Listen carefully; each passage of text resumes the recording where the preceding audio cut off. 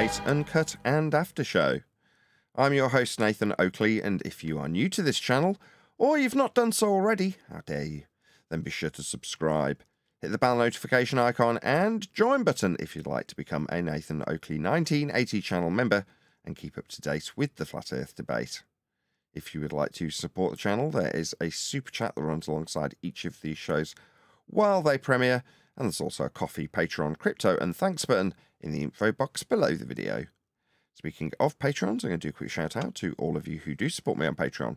So a massive shout out of thanks and appreciation first and foremost to new Patreon BG, Survive the Spin, FE Patriot, Steve, On the Level, Thomas van der Zander, Your Name, Gary Hughes, Measured Flat, Chris Wouters, Sensual Goat, Mitch Kennedy, Rod, The Name's Burley, Twodwazzle, Jason Hornsby, Christoph Fournier, Flat Earth Travolta, J Mels 24, Union Lamento, Iron 26, Endless, Golden McKinnon, Retro Bill, Level Plain Poem, Michael Kahn, John Kays, Patrick Gunnels, Banter, Mel B. Styles, Hairy Blade, Mobile Mac 777, Rob W, Del West Watson, Unbelievable Productions, Blue Ridge Ranger, Abraham Mohammed, Skeptic 936, Texas Mike, Chow Young Cat, David Wayne Foster, and Dank. So another massive thank you to all of you for supporting me on Patreon. Links to Patreon are below this video. With that, I'm going to hand across to whoever is in Discord and G+, so you can enjoy their dulcet tones while I set up for today's live show. Be so live. Yeah. Was he saying? He was trying. No, it was him. He was like kind of on Bree's side, and they were kind of sort of doing a 2-on-1 with it. It wasn't out of control or anything. He was pretty, he's pretty calm and measured, but he was just kind of sticking up for. I think her name was. But let me go look in the Ballbusters chat and see if I can find one of her messages and make sure I get her name right. What is it? So that whole time last night, Witzer was still talking about, how nothing can exist. Is what you How said. it's a true dichotomy and this and that. Well, looking at the audit logs, it seemed like that Tony Mac or Joe Mac or whatever his name is, seems like he muted everybody. He even muted Witsit and unmuted Witsit, so it seems like it was just moderating by the audit logs. It was muting and unmuting a bunch of people. What? He even muted himsake? He's the moderator. Oh, wait,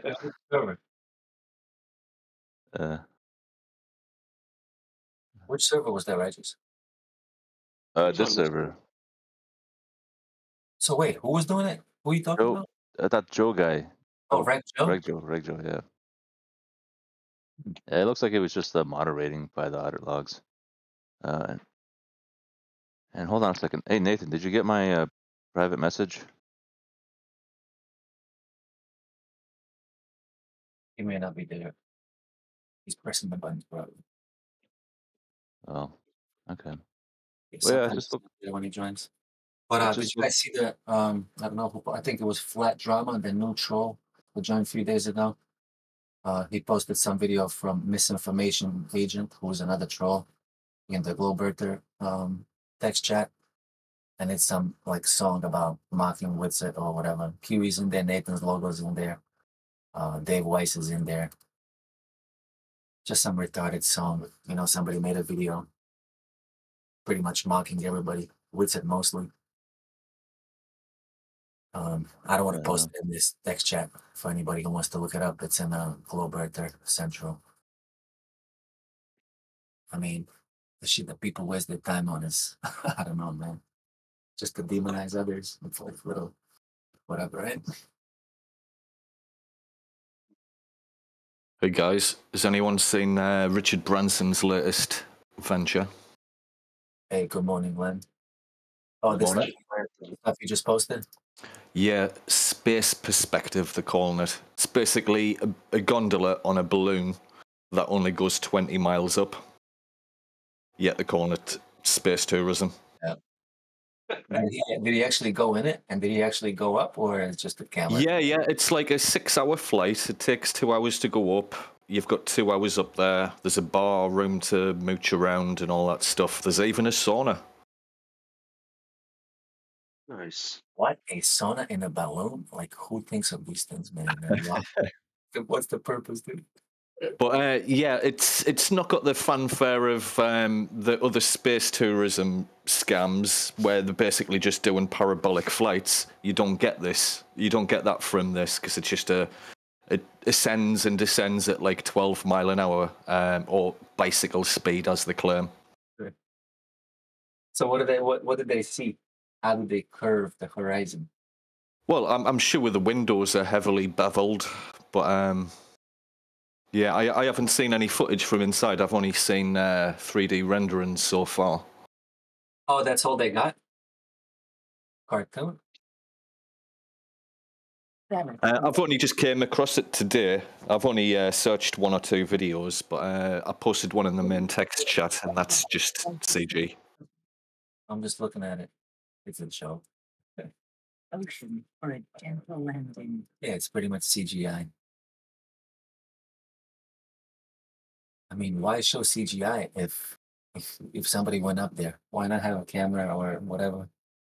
Yeah. Well, I've only heard about the project today, but I think the first video about it was 9 months ago, so there should be something.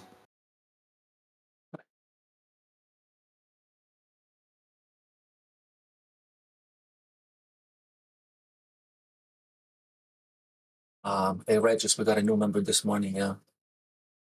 This fella is an Orthodox Christian. Okay.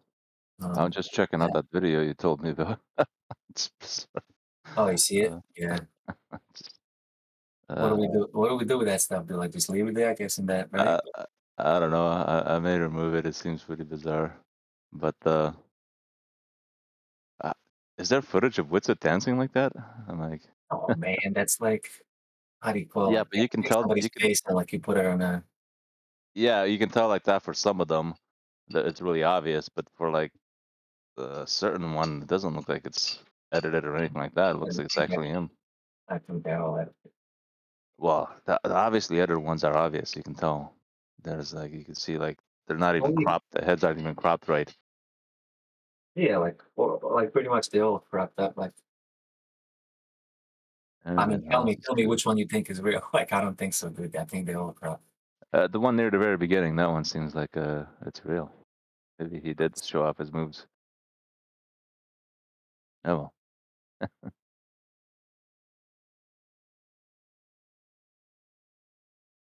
Yeah, I'll remove it. I'll remove it. Yeah, and that those two are definitely trolls, bro. Misinformation agent and Flat Drama.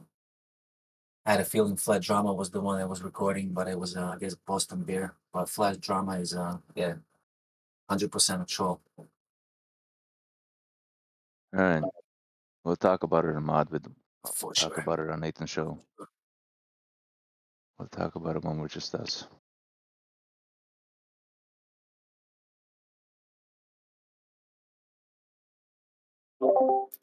So does anybody know what's going on with QE's computer then? Like, it wasn't a computer. I think it was the internet. oh, same thing again. Because I watched the end of the stream. And it was the internet, supposedly. Unless it's something on his computer that's messing the internet up. That also could be the thing. Yeah, it's probably just his internet.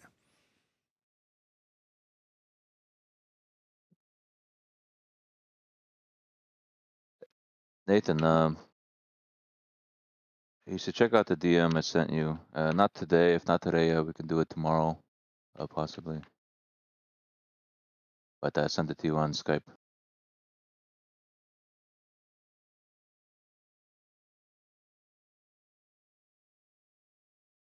Okay. Yeah, that was 2 days. Oh, what? What's that? Okay.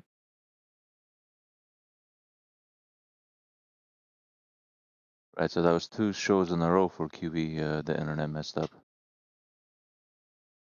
More than you think. Like I hear references to the stationary plane. It's crazy, bro. I hear it a lot. I have been. It does have to be like. Are you saying like he's a glober because he said he went around the world? Like No, it's just go around. it's just around the neighborhood, right?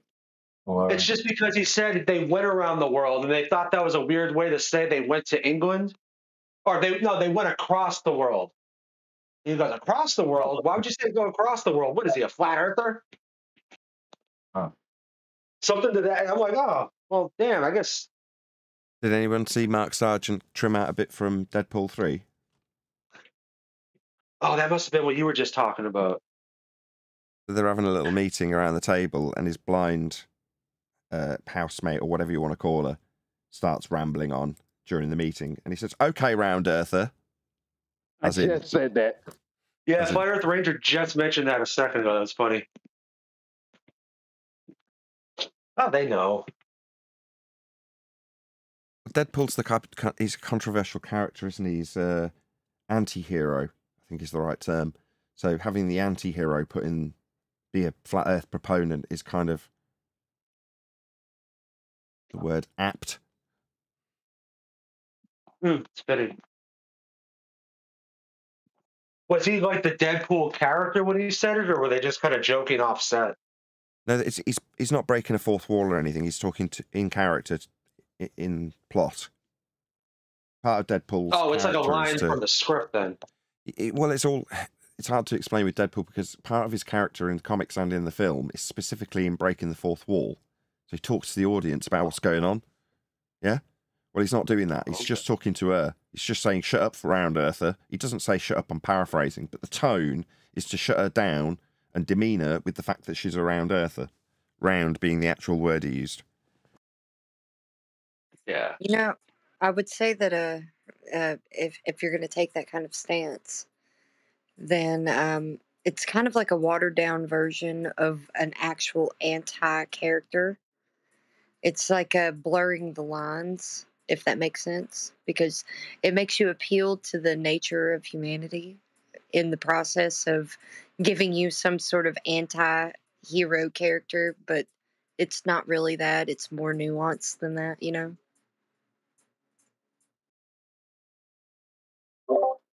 Hey, Nathan, did you forget to put the G Plus link in the Skype?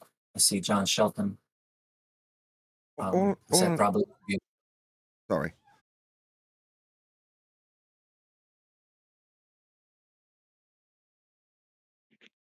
All an anti-hero is a bad guy that you root for. That's basically it.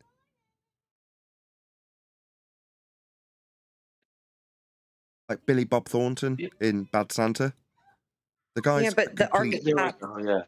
He's a terror. He's not a good person. In fact, he's a very foul person that you'd probably despise if you had to encounter. But you root for him through the entire movie. Same with Deadpool.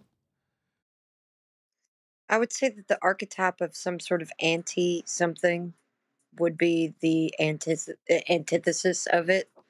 So if it's going to be some sort of anti-hero, it would be an exceptionally bad guy that only does bad things, not good things ever. So you would need to be able to distinguish some sort of archetype for a hero to be able to give me the example of what you did give an example for an anti-hero. I would say that the anti-hero that you're giving some sort of outline to blurs the lines between good and bad. It doesn't give you a distinct bad character. Yeah, I'll just read out a definition of it right. An anti-hero is a protagonist who lacks the qualities portrayed in a traditional hero, like morality and courage, and often embodies behaviours you'd expect in a villain. That's it. Yeah, the first anti-hero I heard of was Wolverine in the 90s. Yeah, to a degree, yes. Nathan, they're asking for the link in the Skype. Because I've sent it to Righteous by accident. I was just talking to Righteous in Skype, so where I've normally pasted the link into Skype, because it's normally on Master B, it's just gone to Righteous by accident.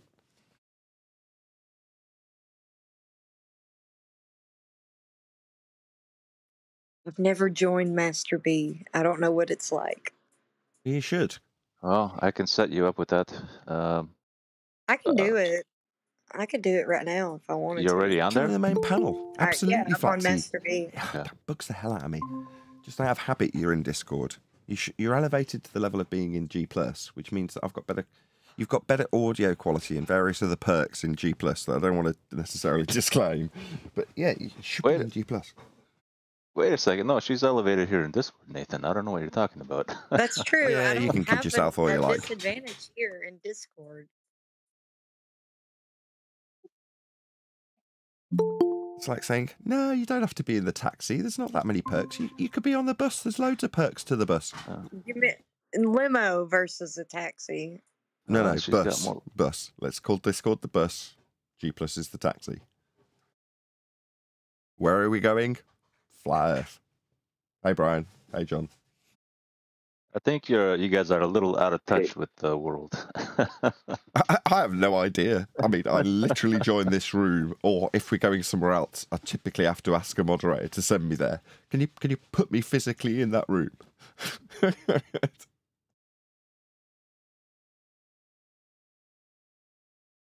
Yeah, Discord is very nice. Very nice app. I do quite like it. Like it a lot. Sorry, Flatsy, go ahead.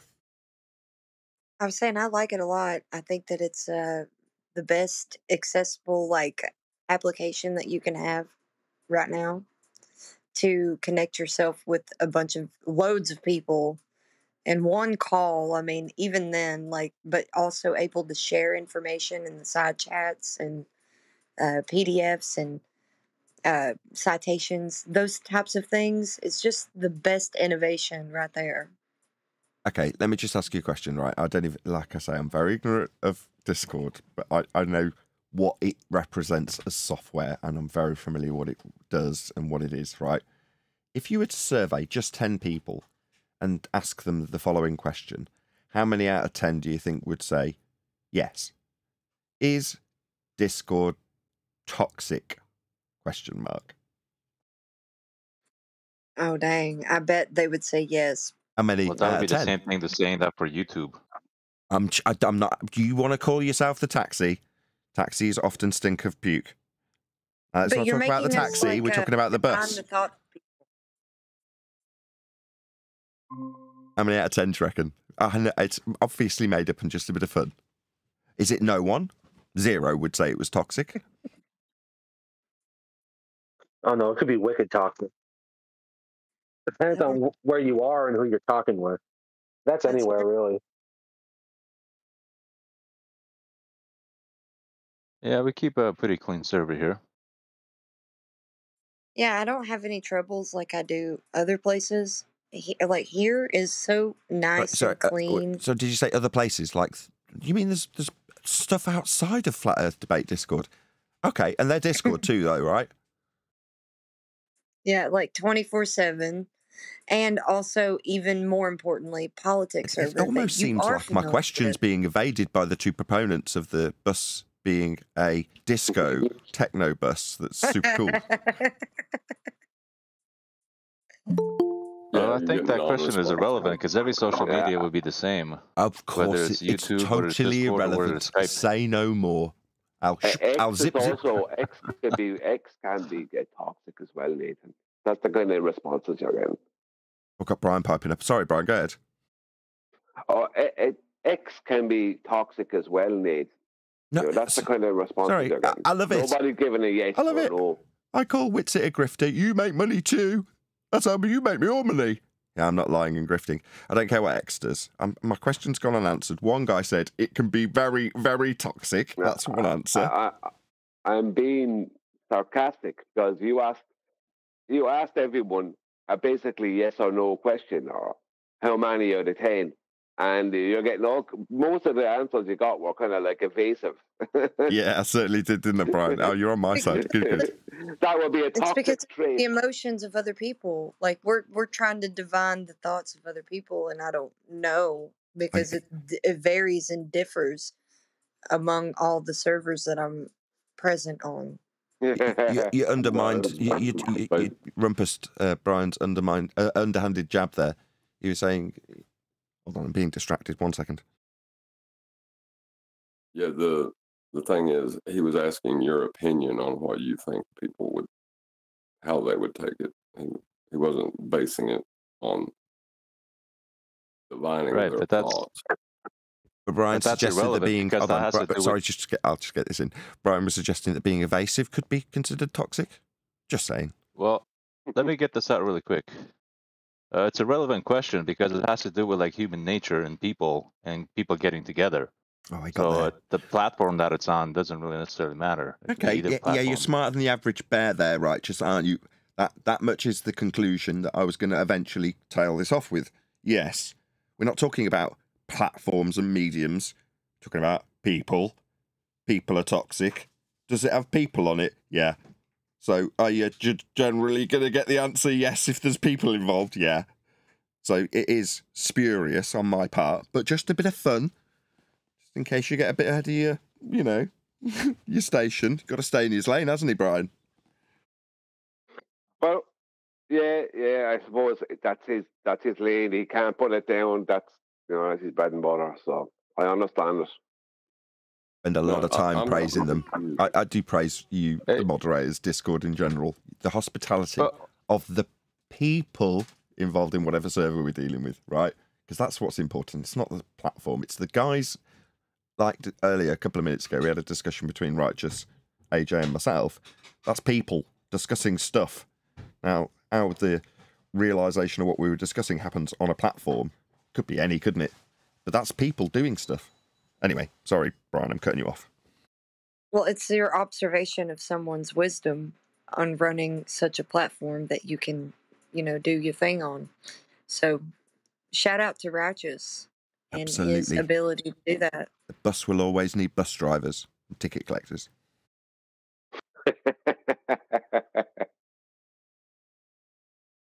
All right, Flatsy puffed me up, and Nathan deflated me.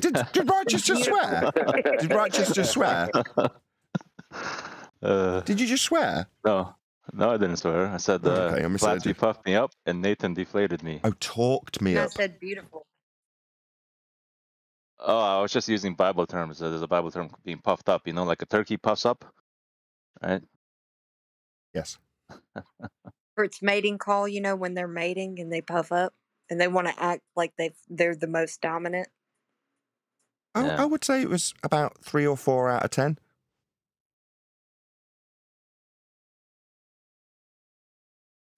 Well, I think that he does have a lot of wisdom in how he moderates the server and the way that he tells others that he gives delegation to. All right, we gotta stop this, okay?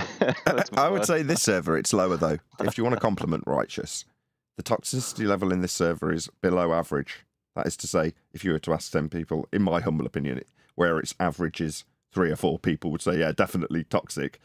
In this server, it'd probably be 1 or 2, or at the most 2 or 3 people that might say, yeah, there's toxicity. Because there isn't really. There's not a great deal. There's people. I'll be honest. I don't really go onto Discord much, but when I am on in there, there's only really 2 people I can pick out on Righteous' server that are toxic, to be honest. Is QE one of them? QE and Righteous, yes. I don't even maybe, think of that. maybe, and then Nathan. Those are the 2.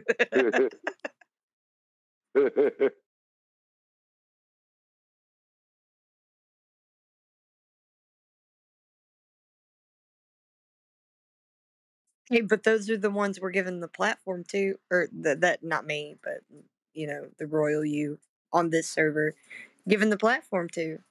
That's what's up.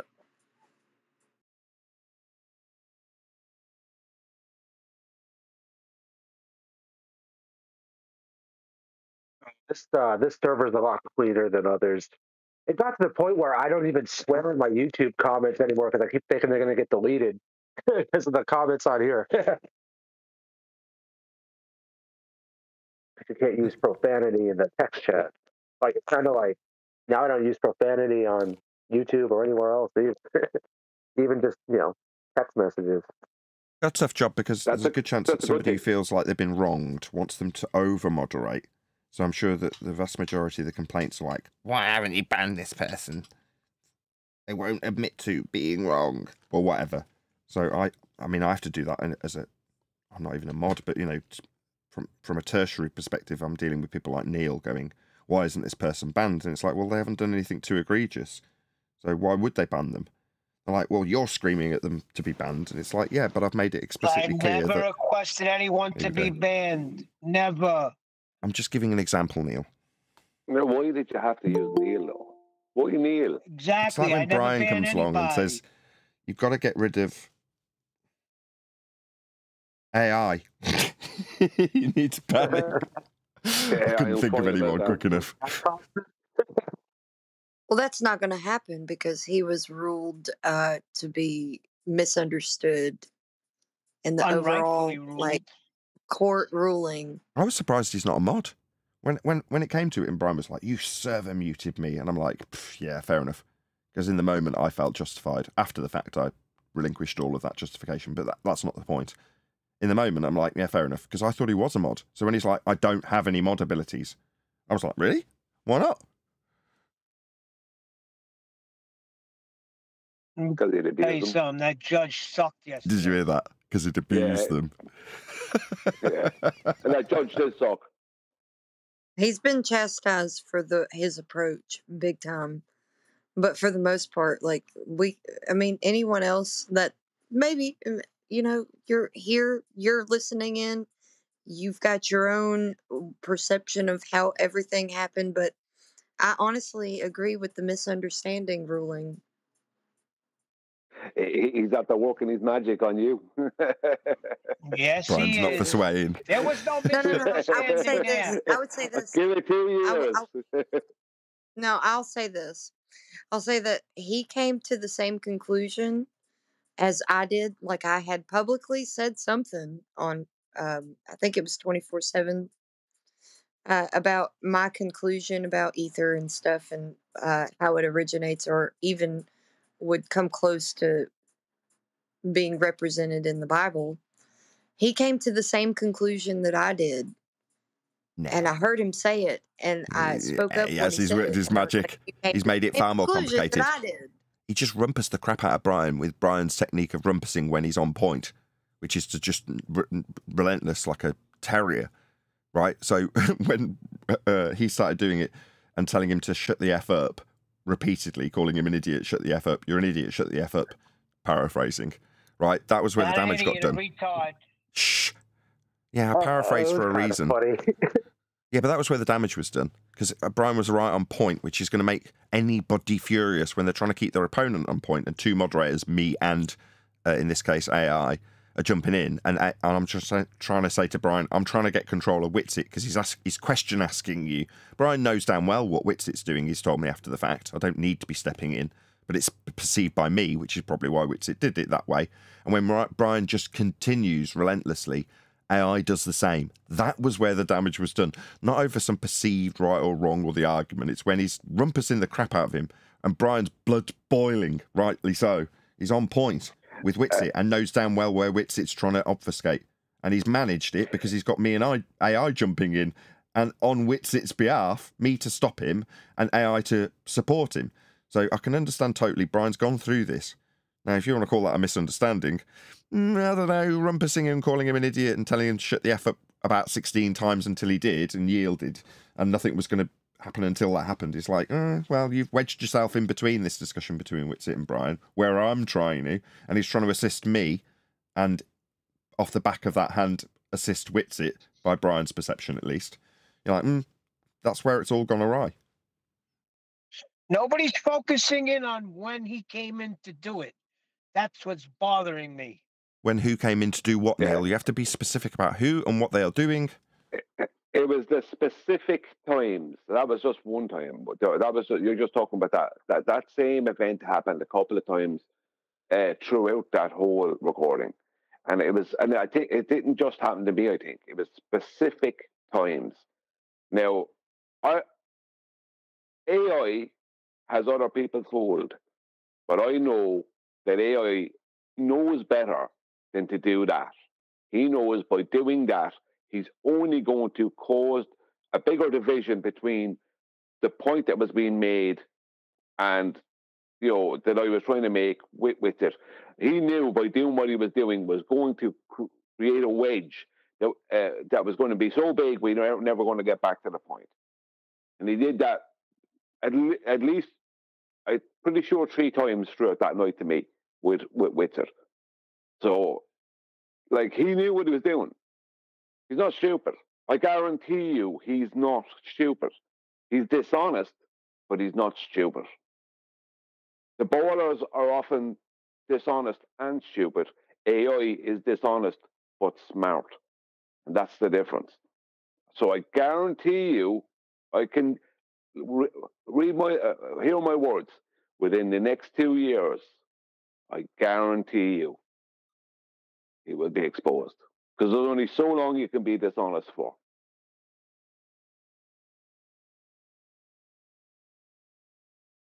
And me and Brian are never wrong.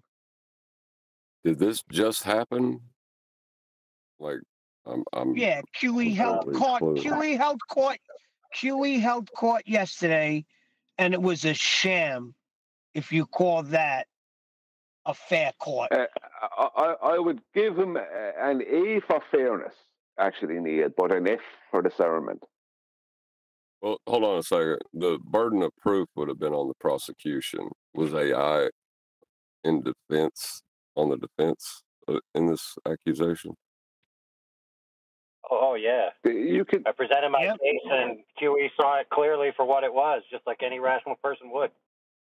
Yeah, because you're a lying sack of shit. Yeah, only the smart people could see it your way. You can listen to it, John. You can listen to when you're listening to the show that Nathan recorded, the after show of last week's QE Live. That's when the events take place. But it's all happening within a couple of hours, so it's not like within 20 minutes. So if I wanted to make a decision on this, just one sec, John. Got AI to actually respond in. Hello, AI. Hello. Talking about you calling Brian names and telling him to shut the F up repeatedly. Yeah, sure. Yeah. By all means, go listen to it. Anybody who listens to it will clearly see that the lead up is absolute a shit show chaos. And in the fog of war, I was getting pissed off that Brian wouldn't yield to Nathan. So I told him to shut up in a very emphatic way. I mean, what's wrong with that? For goodness sakes. So add confusion with confusion. Well done, Neil. Yeah, it couldn't be any clearer. I mean, I've just gotten it so wrong. Well, hey, not only did I agree with my position, Quantum Eraser agreed, and so did a bunch of people who were listening that day agreed. But lots of people agree that there's Urkov. They're wrong as well. That's not the point I'm making. The point I'm making, Brian, is that other people it's exactly what you. Oh my goodness, dude! This is exactly what you do. You just talk and defend yourself, and then I talk through you. Anyway, it's too early for a heated discussion. There you go. Now, see, there you go. Now he's on to somewhat nearly insulting me. Yeah, hey, dude, you're castigating my moral character based on what happened. This is your defense. I'm not doing that to you. This isn't very productive. Okay, but right, it's clear that you both don't have enough disdain in your veins at the moment to make this a coherent and enjoyable row. So can you wait till you're a bit more angry with each other? Hold on a second. It's okay. Everybody seemed to kiss and make up yesterday, Nathan. So don't worry. Everything will be when did that happen? And sweet now. Except for me, I didn't. I'm glad we sorted it out. No, dude. Yeah. Brian's going to hold on to this for like the rest of his life. Like he's been mortally wounded or something. No, I'm going to hold on to it forever and ever and ever, not just the rest of this life. Because when somebody is a low life... Oh, don't start. Yeah, low life. Yeah. See, I know you're smart enough to do what I'm accusing you of doing. Yeah. Hey, and I know you're too smart. You're too smart to have done what you're claiming to have done. Why did you keep walking through me? Anyway, maybe appeal to consensus again. Enough. Yes, he did appeal to consensus, and you did a false comparison fallacy. No, I did not appeal to. Hey, look, I did not appeal to consensus. That is wrong. No, I didn't. You want me to explain how, or do you want to just keep saying I did? I don't need any explanations from a lawyer. Oh, just both of you. Give it up, please. I I'm not going to continue it on into the live show. It's just Hey, look, I'm not listening to any nonsense. I'm not castigating anyone's Only moral the character smart here, am I? people, only I'm just smart trying to people defend see it the way myself. he sees it. So who's in the wrong here, me or this guy? Guys, You I don't know. unnecessary. This is unnecessary. Why are you doing this now? Did you hear the recording, John? Listen to that and see if it's unnecessary. Yeah, go listen to the recording, John. John. Hey, just let me speak to John for a second since he asked. Hey, John, if I called you an immoral, scumbag, dirtbag liar, do you think you'd want to respond? Why would someone call someone that? It's nearly like they had a reason. Oh, my goodness, dude. Wow. Well, I don't want to take away or add to any points y'all made, but we're going to let this go in the live show, aren't we? Oh, I'm not going to go into it in the live show. No. There's no need to. Don't worry about it. Everybody if we carry on this discussion, you realise that I already peppered my preamble of how this occurred with Witsit intentionally orchestrated this with his question-answering verbal diarrhea so that someone had to separate them. And when it failed because Brian was on a point, that's where AI stepped in. Now, that starts with Witsit getting pummeled by Brian and needing a little life preserver tossed to him with a little bit of audio chaos.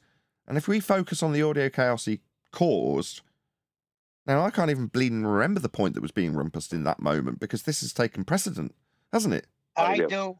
Yeah. What was the point in the moment? The point was describing ether analogized with different forms of water, whether it be a lake, a stream, etc. Yeah, you shill. You helped him along with bleeding guitar strings. Damn straight he helped him along, and you should have heard them yesterday, tag teaming and defending each other. That is AI and Witsit. I have no hassle with Witsit. I have no hassle with Witsit, Nathan. Witsit debates the way he debates. I'm used to that. He's going to do what he's going to do. I'm fine with that. But I have a problem with people pretending that they're not helping them when they are. No, he was helping the discussion move with coherency and so we could hear it. And that was what I was trying to get. Maybe you can try that same way on your live show and see if it helps things along. If you think that's helping things along, then you can leave them do it on your live show. Okay, I'm just saying that was the intention. So when we had a little court trial, you roboting. Go ahead. Probably a good thing. No need. Yeah. Oh, there is.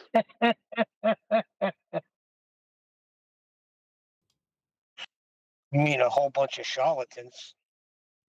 Yeah, that's the way to start her up. Yeah, we've had a bit of bad blood in the pre-show between the G Plus taxi and the Discord disco bus. You mean peanut gallery? What we refer to as the peanut gallery. Now, I often express my deepest gratitude to the immense amount of work that goes into maintaining a Discord server. Now, why do I do this? Because it's not mine. I put zero work in and just extract from it like a little leech. So I have to be very grateful and careful what I say here. But in the interest of good humour, having a little bit of rivalry between the general panel, which is my G Plus panel, and the Discord server is good. It's it's indicative of how the debate typically runs. There may be some impressions, although I don't typically see them, I don't watch, that there's some, I don't know, what's the word they use most typically? I do know this actually, echo chamber they'll suggest. On the contrary, we're arguing all day long internally, along with our debates with the rivals who come along now and again. More and more infrequently, let's be honest. But no, there is no just mandatory agreement, and far be it for anybody to join and say, I'm a flat earther, when they talk nonsense. It doesn't get you any points just because you're a flat earther. On the contrary, if you disclaim that to us, we'll want to know if you actually know Earth is flat. Or are you just a pitiful flat Earth believer here to talk about the ice wall or the dome? And then you'll be chastised, regardless of your flat Earth affinity. So let's just get that cleared up.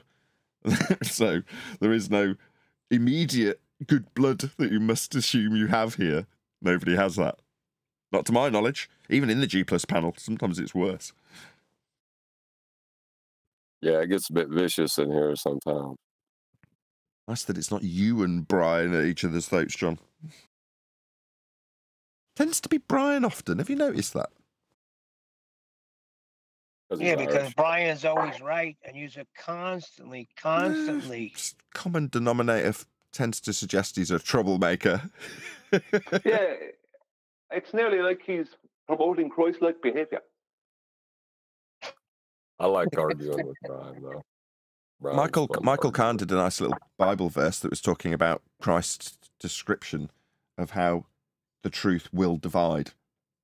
That is to say, if you're putting truth out, you cannot expect it to automatically gain fans on every side. No, it's going to divide. That's what the truth does to people. So when it comes to this Witsit thing, it's different because there's been very little impact on me, if I'm honest, because the blows have already been dealt when Bob Nodell did it years ago and stripped away me from what he called the Flat Earth community. In reality, kicked me out of what was now accurately described as the True Earth section of Flat Earth, who punt ether. So that's what I was chastised from. So over the course of the years in between, you've had Jaron calling me a scammer and various other levels in between. So when it comes to Witsit defending his blatant and egregious lies, there's still going to be people who want to align with him and therefore decry anything I do or say and appeal to me as an individual rather than the argument about what are we talking about? Ether, whether or not it's real. That's the main crux of what we're doing here, because we want to be true to reality. That's our purpose here as flat earthers. And we would hope that if anybody else is listening and calls himself a flat earther, number one, they know it's flat, as opposed to believe it's flat. And number two, don't go around peddling garbage. Just because they've come across deceit in the world doesn't mean that you suddenly get the right to peddle garbage. It's infuriating. So when we point it out and get very passionate about the fact that there's people in our community that peddle garbage, and people just focus on, look how passionate you are, you're getting all angry and stuff. Very bad for you, Nathan. You're like, oh, bloody hell, here we go. Ether victim much. But yeah, it divides. Truth divides. So pointing out that there is no bleeding ether and it's just a complete bullshit lie is obviously going to cause a certain amount of division. Us pointing out in general that Earth is a spherical surface like you were taught in school? No, it isn't. Measured flat to give you that spherical surface to believe in. There is no spherical surface. It's all in your mind. What do you mean it's measured flat? Can you explain? Everything we do that will reference the ground is flat. Doesn't matter if you're flying over it, sailing over it, mapping it, charting it, building on it. It's all done flat. Even when you calculate the curvature you won't see, you do that flat too. Yep, it all starts with a flat Earth genesis measurement for all instances that reference Earth. Why? Because Earth's flat.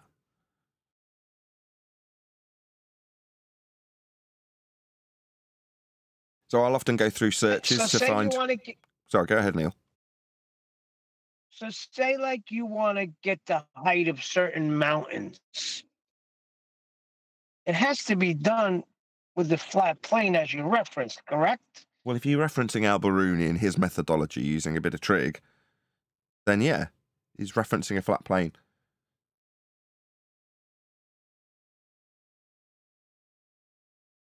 I don't tend to make a habit of going out and measuring the heights of mountains, Neil. But there are specific globe references to tie this back to John's point, refracted curvature's point. That if you're going to infer sphericity, you're going to always measure a flat plane to do it. The calculations of a sphere come from flat plane measurements.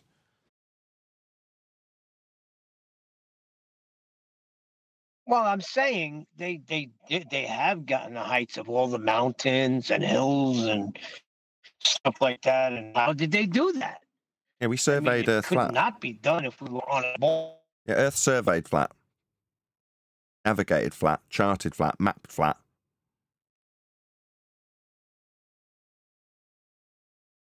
Hey Neil, all of those mountains have one thing in common: sea level. They share the same baseline for the height. Yeah, we've got a common reference.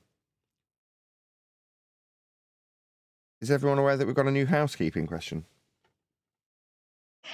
Can we hear it? Any evidence you can have pitch data on a globe?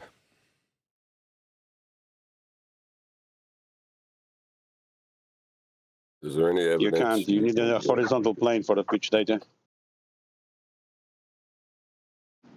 I have evidence. Light.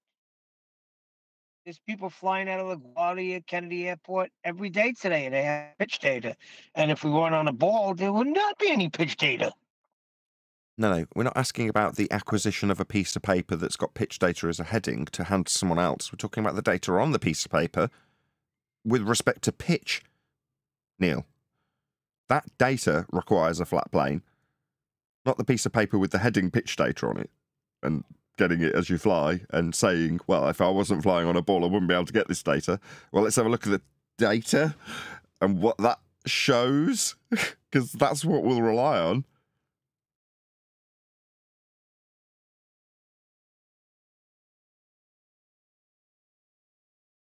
I like it, Neil. By devil's advocate, you can put yourself in the mind of a baller. We wouldn't be able to have this pitch data if it wasn't a ball. Show me how it would work on a flat Earth. What are you talking about? Well, for pitch data to show to exist, then there would need to be a constant horizontal plane to reference to, covering the whole of the known Earth. Wouldn't there be? There's no way for it not to be, because planes fly in all directions.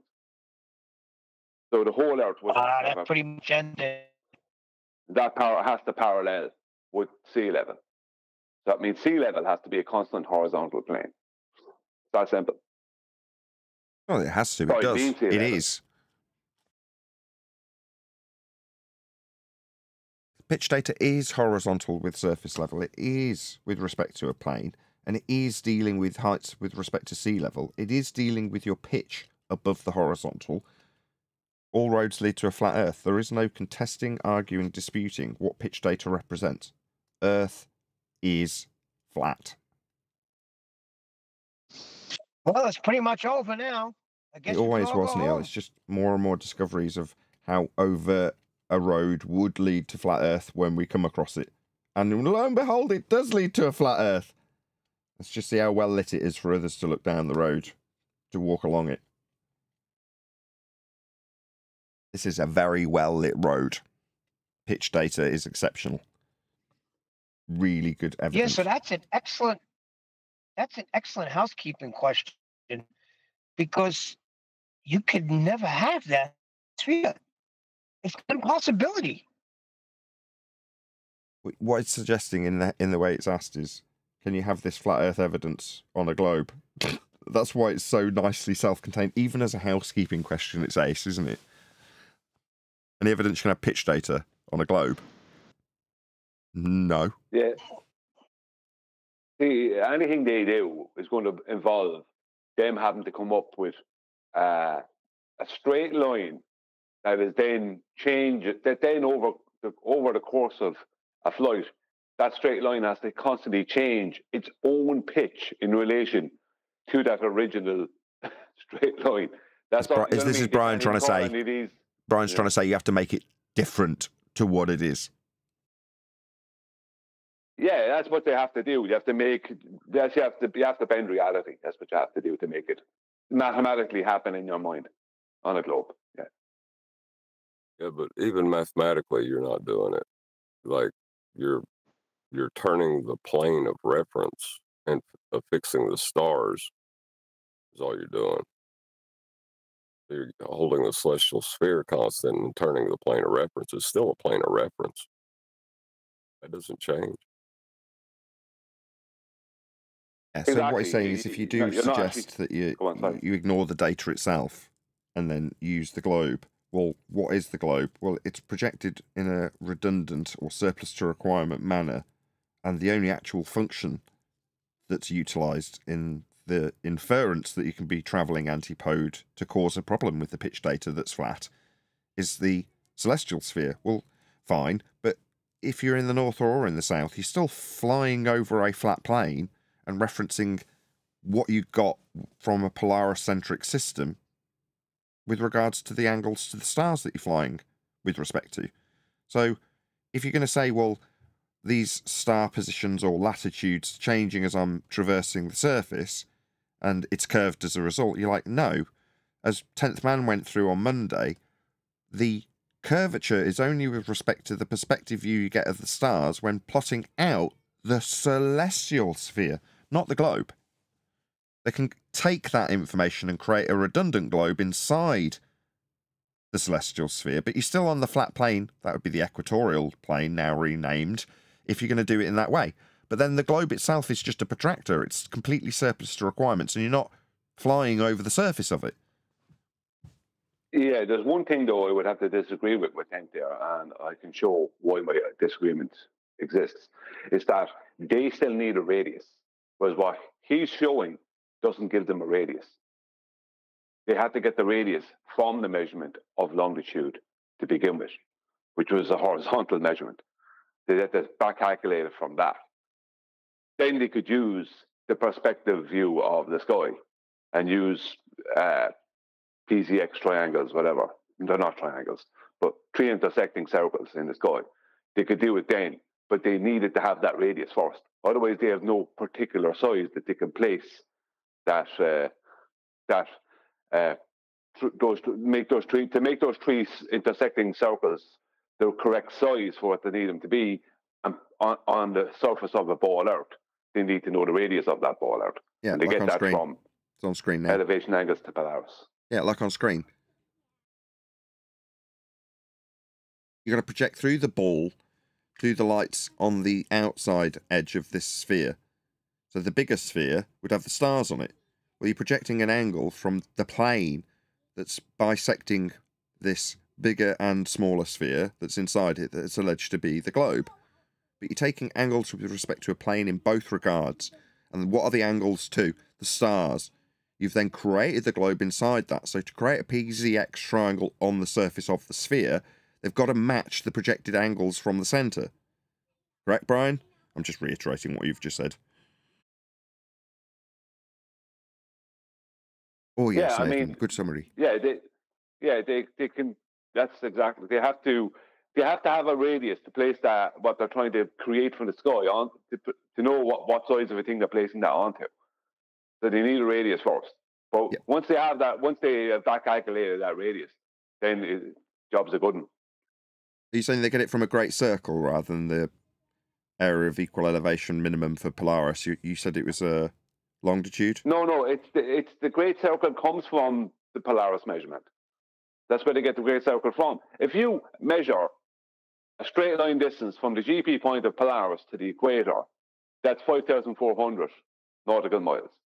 If you go from the equator to 90 degrees south, that's another 5,400 nautical miles. That's one big horizontal line. That's what a longitude line is. Right. Now, if you look straight across in the North Pole at the next one, directly straight across from it, the next longitude line that's directly across from that one, let's just say, right? That's it, right? If you take that measurement, right, from the North Pole to the South Pole, to the 90 degrees south, the opposite direction. Now, all you have to do is make the two south ends of those longitude lines meet underneath the North Pole, and you suddenly have a South Pole. When you make all the longitude lines do it. And that gives you a sphere of radius 3958 and change, which they rounded off to 3959. Yeah, to do it, you need two antipodal planes. It's not just as simple as bending the lines down. You need to plot out the positions for the south, which are all distorted, with an inferred point. It is just as simple as bending the lines down. That's all it is. You're just making a circle out of two straight lines. You have two measured straight lines that are opposing each other, and you're just making a circle out of those two lines. Yeah, that's I appreciate. I get that. That's why it's distorted, though, isn't it? If you're saying that's why all the points don't match, or not all the points, but a good chunk of them in the south don't match, is because they've basically pulled all the points of longitude in the south to a point, and then just tried as best they can to tally it up with an inferred south celestial point in the sky, and then matched again as best they can all of the points that are referenced with GPs at given times, and Bob's your uncle. But the distortions come because you're saying they pull all the longitude lines to a point in the south. Yeah, that's why what the globe shows is out of alignment with UTC time, chronometers, things like that, because they can't use that. Let's say if you're a sailor using a chronometer, you can't deal with Australia as having 3 time zones through it, because Australia only has actually one. If you're let's say between Newcastle and Perth, there's 2 hours of correct local time. That's what you have to deal with if you're using a chronometer. You can't say there's 3 when there isn't. There's only 2. Right, and you're dealing with north with magnetic declination attached to match up with the distorted lines of longitude. Well, they confuse people as much as possible. Do you know what I mean? They confuse people as much as possible and give people a load of complicated stuff to deal with. And this is why Hervé, the sailor, was even saying that it gets to a point where you're being sent in a direction that you're told is the direction you want to go, but you don't know you know what I mean? Just told magnetic declination says this is the way, kind of thing. When really what they're doing is they're changing your route. Bringing it to the same place, but changing your route, you know, this kind of thing. Yeah, indeed. Certainly more prevalent to see that in the south than in the north. The north tends to just be okay, right? Yeah, and there isn't, supposedly there is celestial navigation south of the equator is more difficult as well.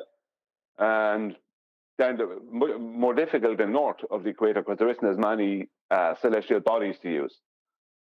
This is what they say. Not only is there less, well, yeah, as we've expanded, we've got less of them. But moreover, if the positions are distorted on the maps, then you're going to have problems.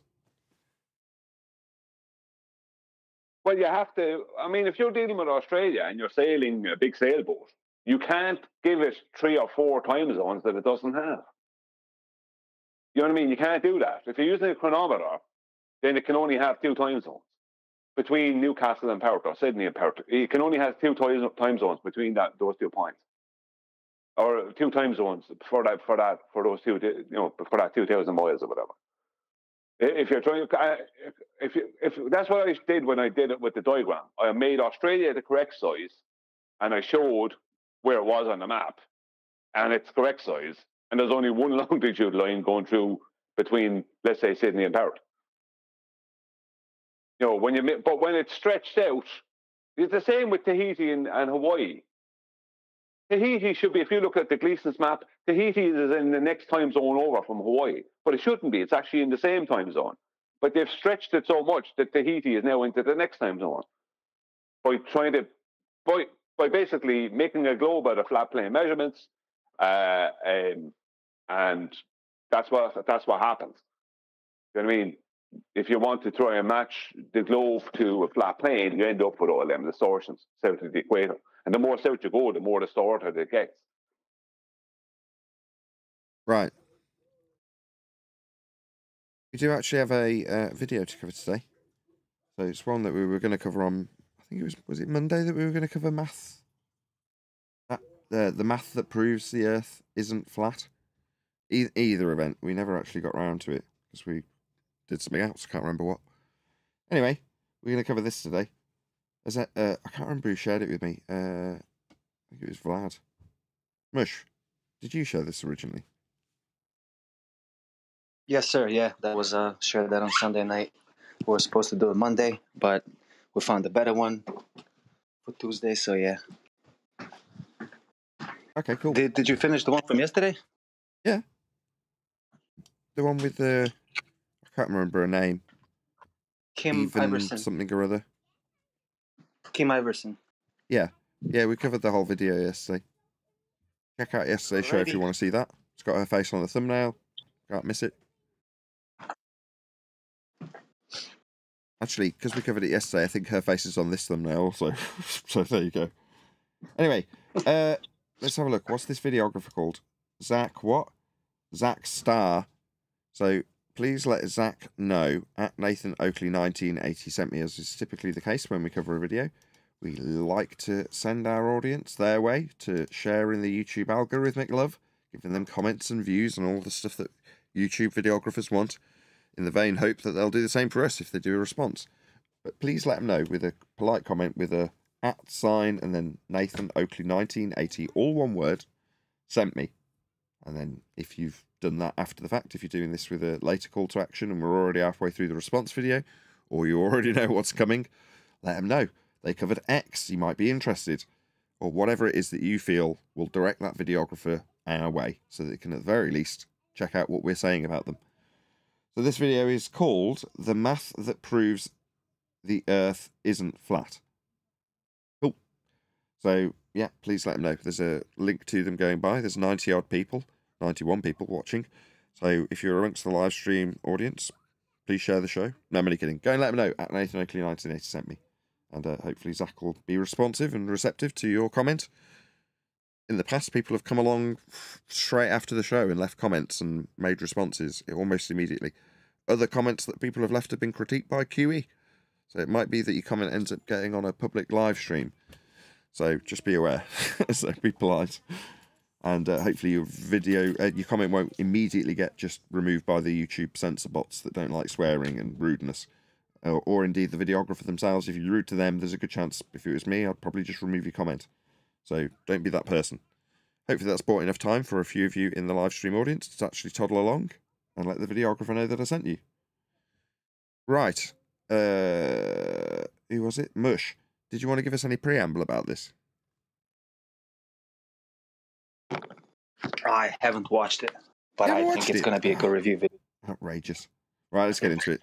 So we'll have to I haven't sound checked this, so. Years ago, Eratosthenes made a very accurate calculation for the circumference of the Earth.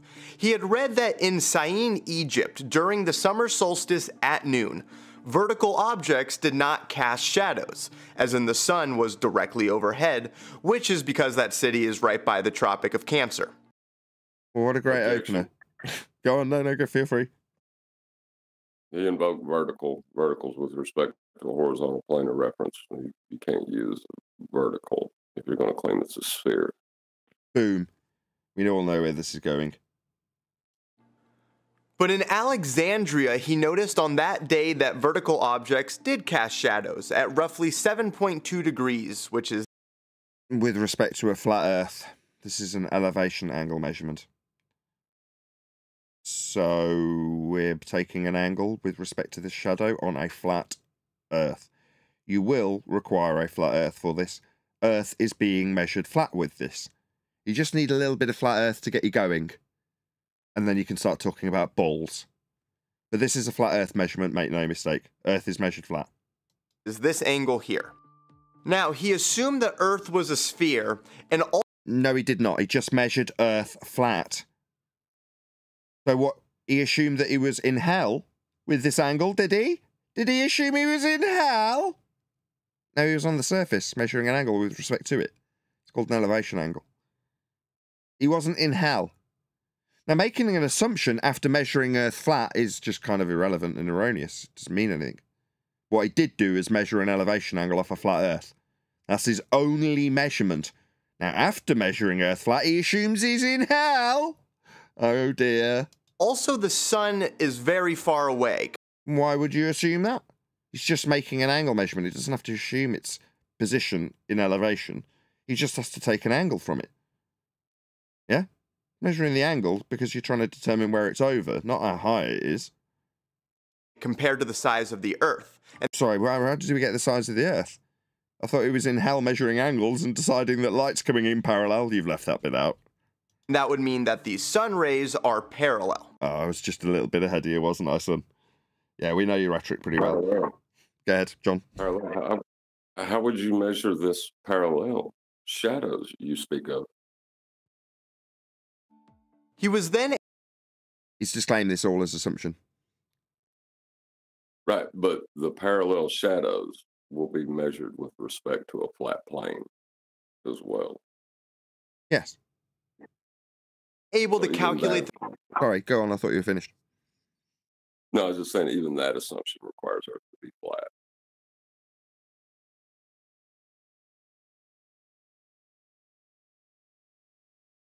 The circumference of the Earth with very simple math, because parallel lines with a line through them mean this angle and this angle are the same. So the angle we're measuring is with respect to this line. It says this line. All right, no. We haven't got any lines that are travelling to Earth, and the actual angle was measured off the surface. So what we're dealing with is the angle that you measured off the surface that you've got to justify being in hell, so it makes sense to derive circumferential values. So the angle separating the two cities is 7.2 degrees. No. You weren't rotating the protractor when you devised the angle between the cities. You weren't in hell for the angle. What you did do was measure Earth flat with the angle. This inference after the fact in cartoon form isn't going to change the fact that you are not in hell. You have no parallel inference. Even if you did, you'll need a flat Earth to reference it to. He then had someone measure the distance between the two cities, which was a distance? What, linear distance? You seem to have drawn a curved line. Why? No. If you're going to be measuring distance, it's going to be linear. About 800 kilometers. Kilometers are linear. You've drawn a curve. Do you not know what you're saying? How stupid it is to draw a distance in a curved fashion? Have you never used a map and a scale? So because 7.2 degrees is a flat Earth measurement, is 2% of 360 degrees. So what, if you're rotating a protractor rather than travelling linear distances? And why you're rotating a protractor and describing an angle measurement of a flat Earth like it's the rotation of a protractor? Oh, because you decided that parallel light meant that he's measuring the angle in hell. No, 7.2 degrees is not 2% of anything. It's a flat Earth angle measurement. The protractor you use to measure it isn't the globe Earth that you're standing in for this example. This is exceptional. You just stumbled on this by accident. You should have said, oh yeah, I'll watch this. Definitely worth covering, Mush. Should have lied. This is exceptional. Great. Great work. You can show people how they blag you're in hell, lie about parallel light coming in to justify it, and measure Earth flat in the first instance. Then the 800 kilometers would be 2% of the circumference of the... No, kilometers are linear. They're not 2% of a circumference? Then they wouldn't be linear. The Earth. Thus, the circumference is roughly 40,000 kilometers. No, it's a violation of the original angle measurement. That's what the circumference is in this instance. If you're claiming it's the surface, then you're violating the surface you measured flat for the angle in the first place. Our resident mathematician. How you doing, Adam? Afternoon, guys. Not pretty bad. What are we up to? Measuring Earth flat. And the actual circumference of the Earth is super close to that. His actual measurements gave something close. Where do we get the actual measurements? Have we got something to compare to? Obviously, he's going to give us his reference, his baseline, the actual measurements, and where we got that next, right? Closer to 39,000 kilometers, but still quite... So where are we getting that number? Impressive. Impressive because you've compared it to an actual measurement? You've just taken a flat Earth angle. So where's the actual measurement? Because if it's impressive, I want to see the original reference that you're saying you're comparing it to. We're not going to do that. Now, two things to note. That you haven't given us a reference to compare it to demonstrate how impressive it is when you turn a linear distance in kilometers into something that curves because it's the outside edge of a protractor that you've called the globe Earth, with you measuring angles inside it. You're not in hell, mate. Is this clear? 7.2 degrees is not the rotation of a protractor. It's an angle measurement off the surface. Is everyone getting this? Earth's measured flat for this example of a globe Earth measurement. First, this only works if the cities are on the same longitude line. What's a longitude? Where do we get those? Uh-oh. Uh-oh.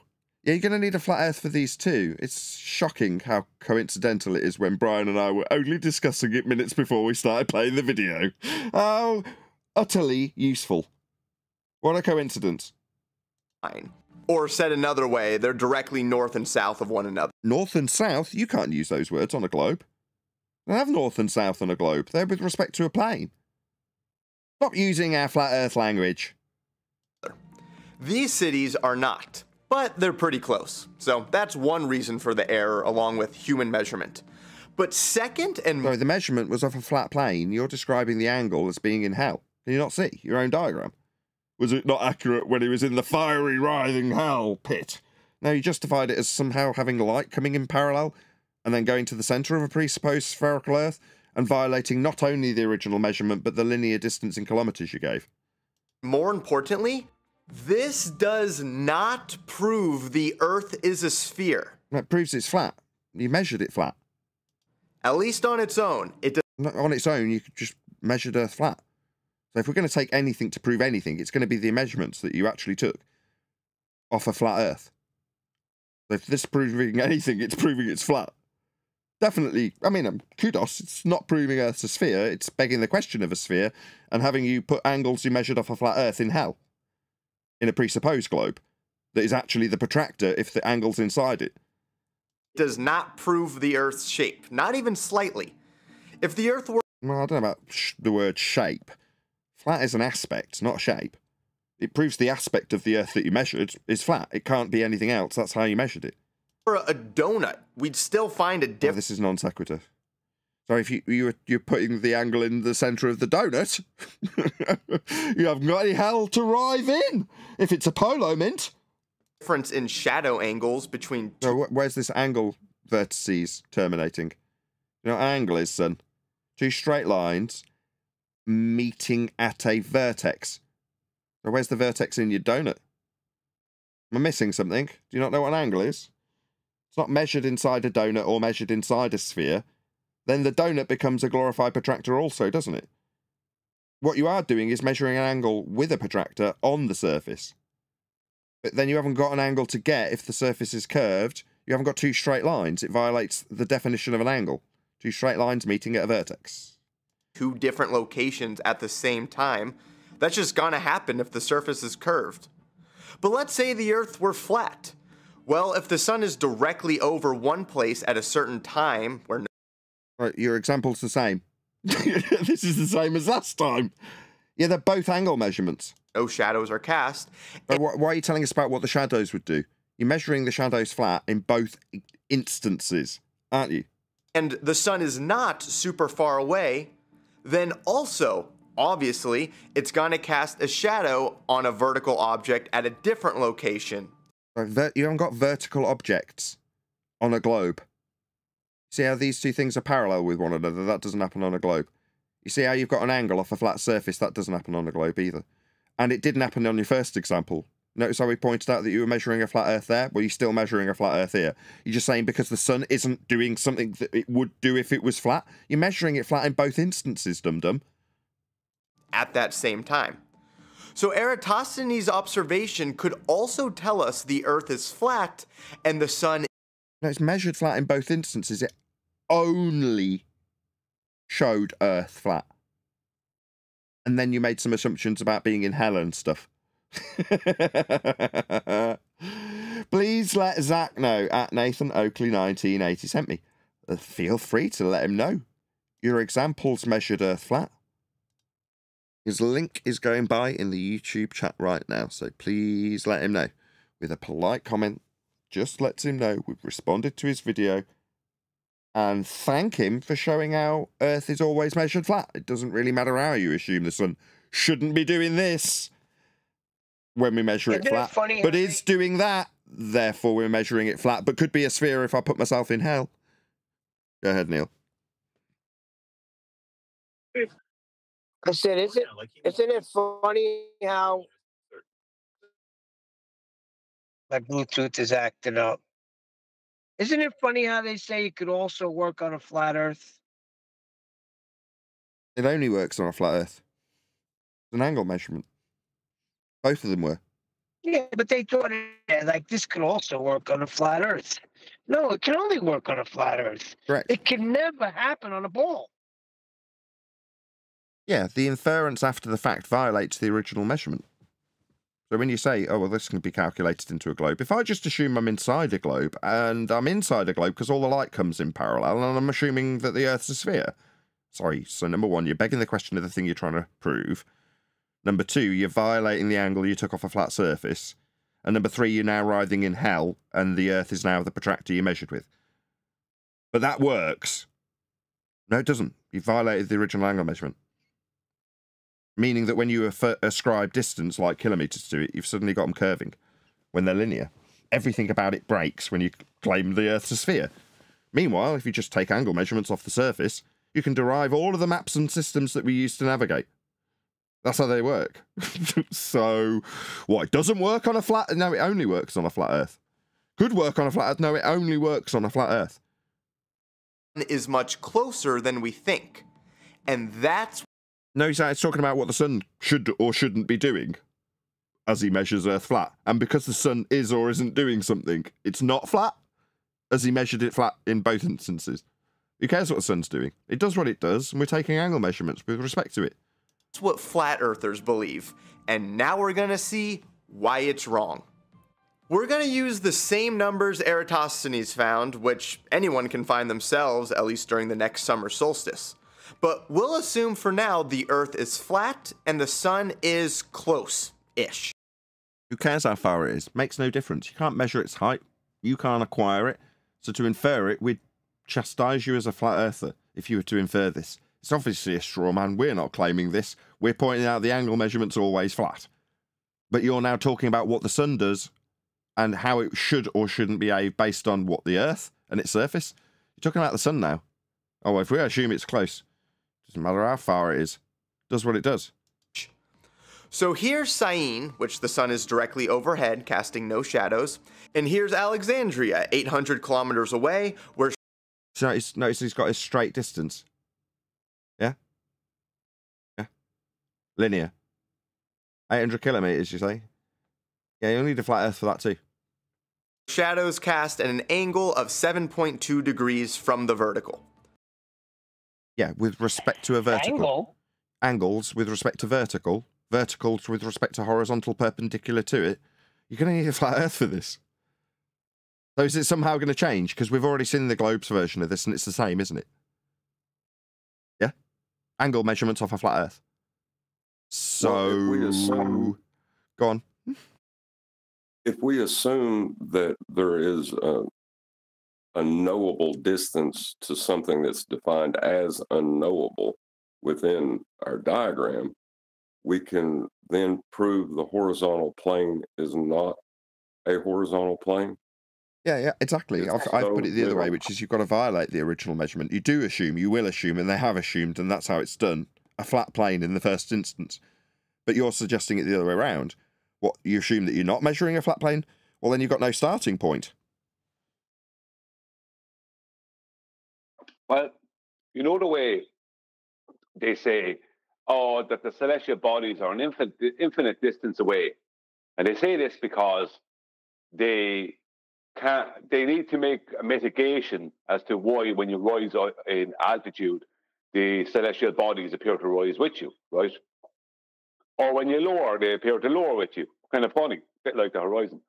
But the thing is that, why do they say this? For a start, there's no such thing as infinite. So they just won't admit that they have no idea what they are. But they're trying to give them some kind of tangibility.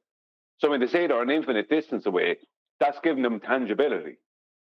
Like, you know what I mean? You're basically saying they're tangible without knowing that. Because for them to be a distance, they'd have to be tangible, wouldn't they?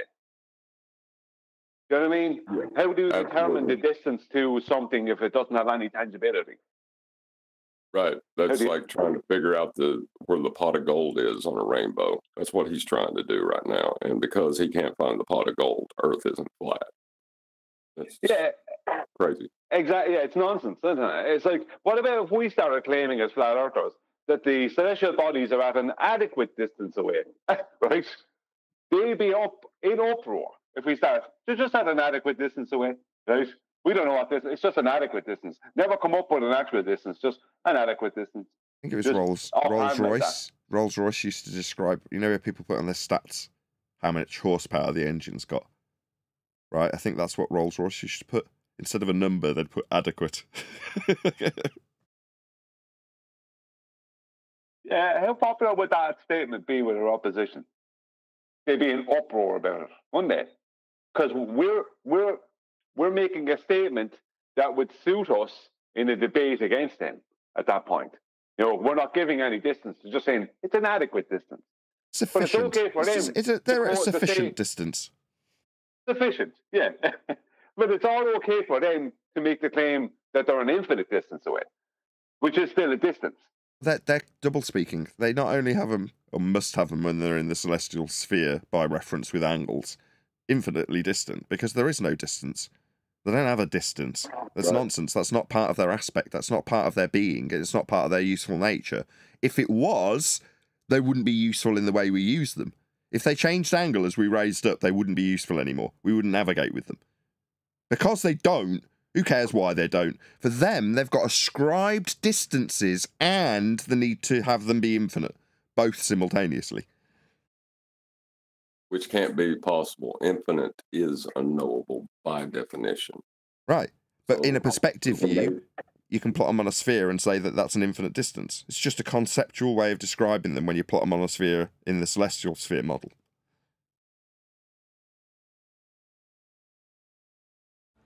And we can use this information to find how far the sun is in this model. So let me get it straight. You've not only shown that we measure it flat in both instances, now you're suggesting that when we do this, we're trying to find out how high the sun is. So previously we weren't trying to do that when we were trying to reference a globe that we assumed we were riding in hell to get angles that we got off a flat surface to square the circle of a globe we've assumed. But now we're trying to get the height of the sun. I think you're mixing up your straw men. If we add some lines, we see two similar triangles. What, like you would on the globe surface? No.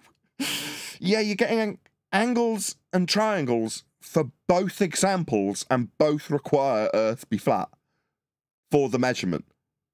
They're both flat Earth measurements. But now the angle measurement is to get the sun's height and get it to be local. And nobody needs it to be local. It's just a straw man. So we could do a ratio, but I'm just going to use the fact that this angle is 82.8 degrees. So tangent of that equals the height of the sun over 800 kilometers plus d. But d is just the length of the shadow. Even within his rhetoric, they don't think they have the actual height with respect to a flat plane. So why is he trying to do this again? So it's a straw man to say, look, they can't get the height. It's like originally we're not proving a sphere by disclaimer, but now we're not dealing with the surface. We're getting the height of the sun by a straw man that flat earthers can't do. So neither can you. So this process is no different on either. You've shown it the same on both. Both were angle measurements off the flat surface. But you can't get the height. I'm not saying you can get the height. You say it's 93 million miles / infinite. But using this method, it turns out that your method is flawed for the height you need to make a claim about being 93 million miles or infinite.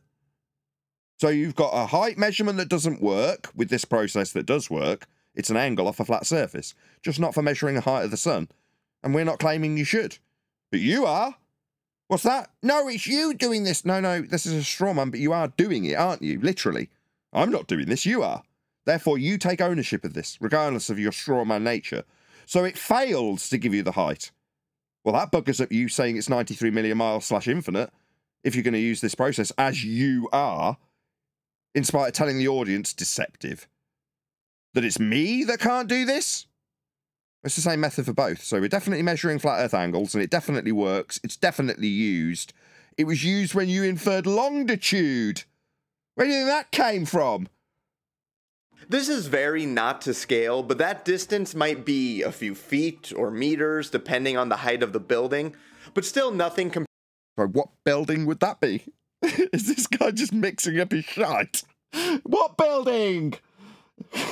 Height of the building? Aren't we trying to get the height of the sun?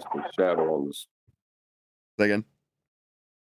He's talking about the whatever object that will cast a shadow. Oh, he's using the object in the... Yeah, fine. Compared to 800 kilometers, so we can just ignore it. Then we solve this, and we get the height of the sun is about 6,332 kilometers. Is it? What happens if you raise up a few feet? Does the angle change? No, it doesn't. Oh, well, that invalidates everything you've just said. I mean, I know that as a flat earther, but you inferring this...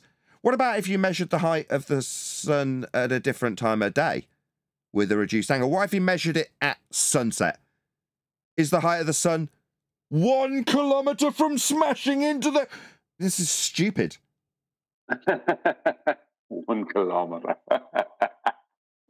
For reference, the International Space Station is just an object that's claimed to be in a second law of thermodynamics violation sky vacuum. If this area that's blue is the area that they claim the ISS is in, and this is a containerless high-pressure system, then we'd have never developed pressure. The gas on the surface would dissipate into this area, and everybody on the surface would be choking to death, because these share the same volume, don't they? So the gas would fill the space. So whatever you now suggest about this tin can in a sky vacuum will be automatically debunked by the second law of thermodynamics. If the sky was a vacuum, blue area, then the gas we breathe would fill the space in line with entropic dispersion law. Just over 400 kilometers away. Sorry, 400 kilometers is with respect to a flat plane. That's its height above sea level, if you're going to infer it. Now, you're not going to, because you don't know what the ISS is. But you're going to have your just so story where it's a tin can in a sky vacuum, and its height will be from sea level. So you'll need a sea level for this up to be perpendicular to.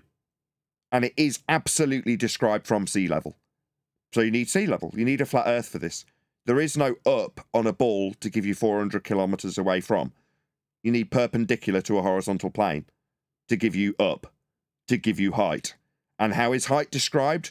That would be elevation from sea level. So you need a flat earth for this up and height. My God. Do you want to hijack any more flat earth conceptions? In this case, altitude and elevation. Because you just keep using flat earth only descriptions. Like this. 400k. That's from a flat earth. Go ahead, Brian. The Eratosthenes trick is very good. Because they have people measuring off a flat plane, getting the angle they need from a flat plane, getting a distance from a flat plane, or the distance along a flat plane, I should say. And then they have them denying the very plane they use to get the measurement. When you go through the whole circle of it, you end up back, if you follow their logic, you end up back on a globe, denying that the surface that you're on had to be flat or horizontal to make the measurement you made to measure the globe. You know what I mean? It's like, it's so convoluted, but it's a brilliant trick. You know what I mean? People are so easily fooled, where they laugh at the idea of a flat earth. Yet that's the very thing they needed to make the measurement to come up with an ad hoc radius for a globe that they're not on. Pretty good, pretty good. Way. So the sun would be about 15 times further than that in the flat earth model. Height above sea level is true for everyone. There is no height above globe level. It seems like you have different points off a sphere for your heights. Yeah, that's why they're both with respect to the same horizontal plane of reference. So if you zoom in on this picture, what you'll notice is he's got this point coming down from the sun at a different point, which all points on a sphere would be. Well, you can't have them individually referenced with their height, that's elevation. A kilometre references two curves. Nobody references heights above curve level. There is no such thing, it's an oxymoron. It's height above sea level. Hence this fails on a globe, but is absolutely a prerequisite to describe the elevation always for everyone. You'll need a flat earth for this. Earth is and always will be measured flat. You just keep using our flat earth only references. For example, but not limited to, this example, height. It's elevation off sea level.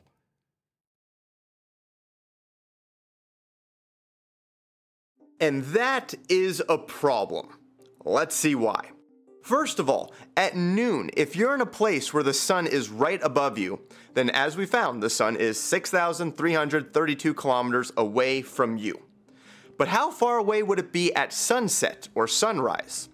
Well, according to this... Doesn't that balls up your entire base principle, because then the angle's changed? It was. I had it laughingly crashing into the horizon at sunset. You seem to have failed to mention that. That changes the angle, doesn't it? The sun and moon never change height. They just move. Well, there's a baseless assertion for you. What's the sun? How high is it to say it doesn't change that height that you don't know? So far, you, not me, have given us 3. 6,000 odd K, 93 million miles, and infinite. Now, none of these are my claim. I know the angle doesn't change as you raise in elevation, which means it has a property that you can't ascribe physical height to. And when you tried to do it, your methodology was so flawed. Oh, you didn't even notice your own flaw, did you? You put it at sunset. What a clown. Have you thought this through? You know, when a calculation contradicts measurement, you can be sure that calculation is wrong. In a circle. And if we stop it here. And what's this? This looks like an azimuthal, equidistant, North Pole centric globe projection. Why are you telling me about what the sun and moon do on a quote flat earth, according to this straw man, where you derive the height in a fallacious manner that's flawed to give a value that doesn't match the other 2 values you also claim, infinite and 93 million miles? Why are you using a globe projection? This is a globe projection. It distorts the lines of longitude described earlier by Brian quite excellently, I might add, and projects them out to a point where you have what is described as Antarctica, an ice island, projected out in this circle. I mean, that's its distorted manner when you project out a globe in a conical manner, North Pole centric. I mean, why is he strawmanning us with this? I don't get it. He just hasn't done his research, has he? You haven't done your homework. This would be sunset in Egypt, where the sunlight is about to go away, which happens when the sun is actually over South America. Okay, in the distorted south part. Okay. If this is a fail, it's a fail for a globe projection. Okay, so if you're in Egypt on the summer solstice at noon, then the sun is this far above your head. On that same day, at sunset, the sun is above maybe Brazil, which is, let's say, 10,000 kilometers away. So a linear distance along a flat plane, but we're now describing not the angles that we measured in Alexandria or Cyan, but the height reference above these places. How is that practically applied? Is that what he was doing when he made the measurements off a flat Earth with angles? It's a straw man. Yes. Dead. It's going to the sky. Using the Pythagorean theorem, that means the sun is now 11,836 kilometers away from you. It got almost twice as far compared to noon. So the original derivation of its height using an angle is now ignored, and then you put it at that height at your zenith. It wasn't at your zenith when you measured its height with an angle, but now when you put it over a different distance and apply a linear flat Earth distance to it based on its height, you can derive a different triangle on a flat Earth. Okay, this is riddled. That means at noon, the sun should appear to be about twice as big compared to... Sorry, now we've got its actual representation based on its perspective view in perspective size. That's angular size, would be twice the size. Why? Where's he getting this from? This is so disjointed. Does he think he's being smart by just convoluting 3 different examples together? Sunset or sunrise, because it's about half the distance away. But originally we're deriving radial values with flat Earth measurements. Now we're getting height above various positions with an inferred angle-derived height above a plane with angles and linear distances. This is crap.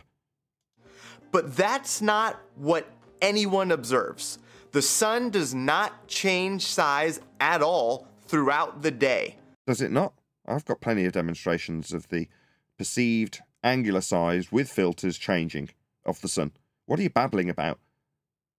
But if I can debunk that, I debunk your method. I could debunk it already, and it all relied on having flat Earth angle measurements applied, even in the straw man of the sun. Definitely not by that factor.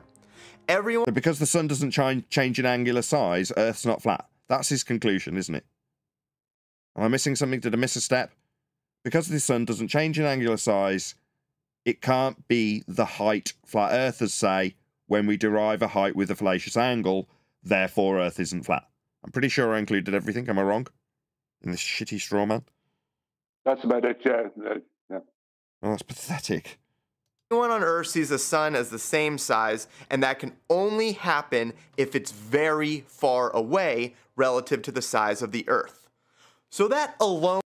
Where'd you get the size of the Earth? From flat plane angle measurements? That's where you derived your radial value. But you said that it wasn't giving you the shape of Earth. So when you inferred it in hell, where'd you say it's comparable when you give this fallacious argument for angular representations of the sun not changing, therefore it can't be a flat plane when we compare the angles on a flat plane for the height that we decided it would be when we use one fixed angle and ignored the fact that it gets closer to the horizon or above our head at our zenith? Contradicts a sun that's nearby, which contradicts... Oh, well, therefore, if it's not nearby, Earth's not flat. ...the flat Earth model. Right, genius. You're a total idiot. And if you're going to say, well, the sun is bright, so it's hard to see its true size... Sorry, I'm a flat earther, and at no point do I stand up and make this stupid idiot claim that you're using to burn as a straw man. Do I go around like a total idiot saying, see how bright the sun is? You know why that is? It's because Earth's flat. And they turn around and go, nah, it would be much bigger if Earth were flat. What kind of demented conversations do you think I have as a flat earther? You think I'm looking at the sun? No. If I was at all altitudes measuring the sun to find out where the hell I was if I was lost, for the sake of argument, I'd be using its angle with respect to a plane to establish my location with tried and true methods of angle measurements off flat planes, like you used. So we're proving Earth's measured flat. That's very useful for not dying and stuff. Well, everything I just said applies to the moon as well. The fact that the moon does not change size by nearly a factor of 2 throughout a single day proves it cannot be as close as this model predicts. But models don't make predictions. Number one. Number two, this is not a model. It's an azimuthal, equidistant, North Pole-centric globe projection. You don't even know what model means. Oh, what a dingbat. So because the moon doesn't change its size, Earth's not flat because of this model. This is crap.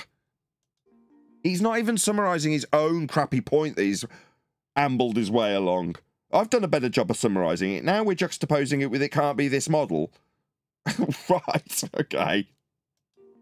And since I'm showing math here, since I'm showing math... God, I'm turning into QE. Every second word has to be addressed. You're not showing math. You're showing an azimuthal, equidistant, North Pole-centric globe projection. That's what you're showing. Math. Angular size of objects actually does not change in direct proportion to how close they are. My God, did he just deny perspective? Stuff doesn't change in angular size based on how far away it is.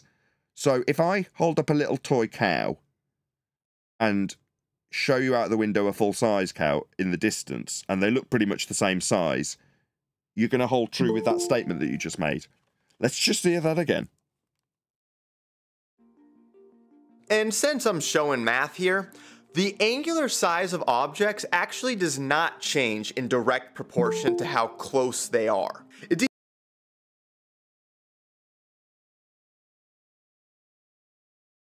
easy to see in the 2D case, like here the angular size of the object is 90 degrees. That's how much of the field of view is taken up. If the distance to the object is halved, well, the angular size is obviously less than 180 degrees. Are you crapping me? He's giving us a perspective demonstration in an orthographic view. You having me on? Yeah. There's no perspective in orthographic view. This guy is thick as... I haven't got a beep. So it did not double in size. What the hell are you babbling about, you complete idiot? However, this approximation is very accurate. Is it really? So when describing my perspective view, do I or do I not typically see the side of my own head? Please let Zach know that what he thinks is an accurate description of perspective includes him seeing the side of his own head. You stupid boy. Link to Zach's video with his demonstrable idiocy is going by in the live stream chat right now. There's well over 100 people watching. Please let Zach know at Nathan Oakley 1980 sent me. Try and be polite.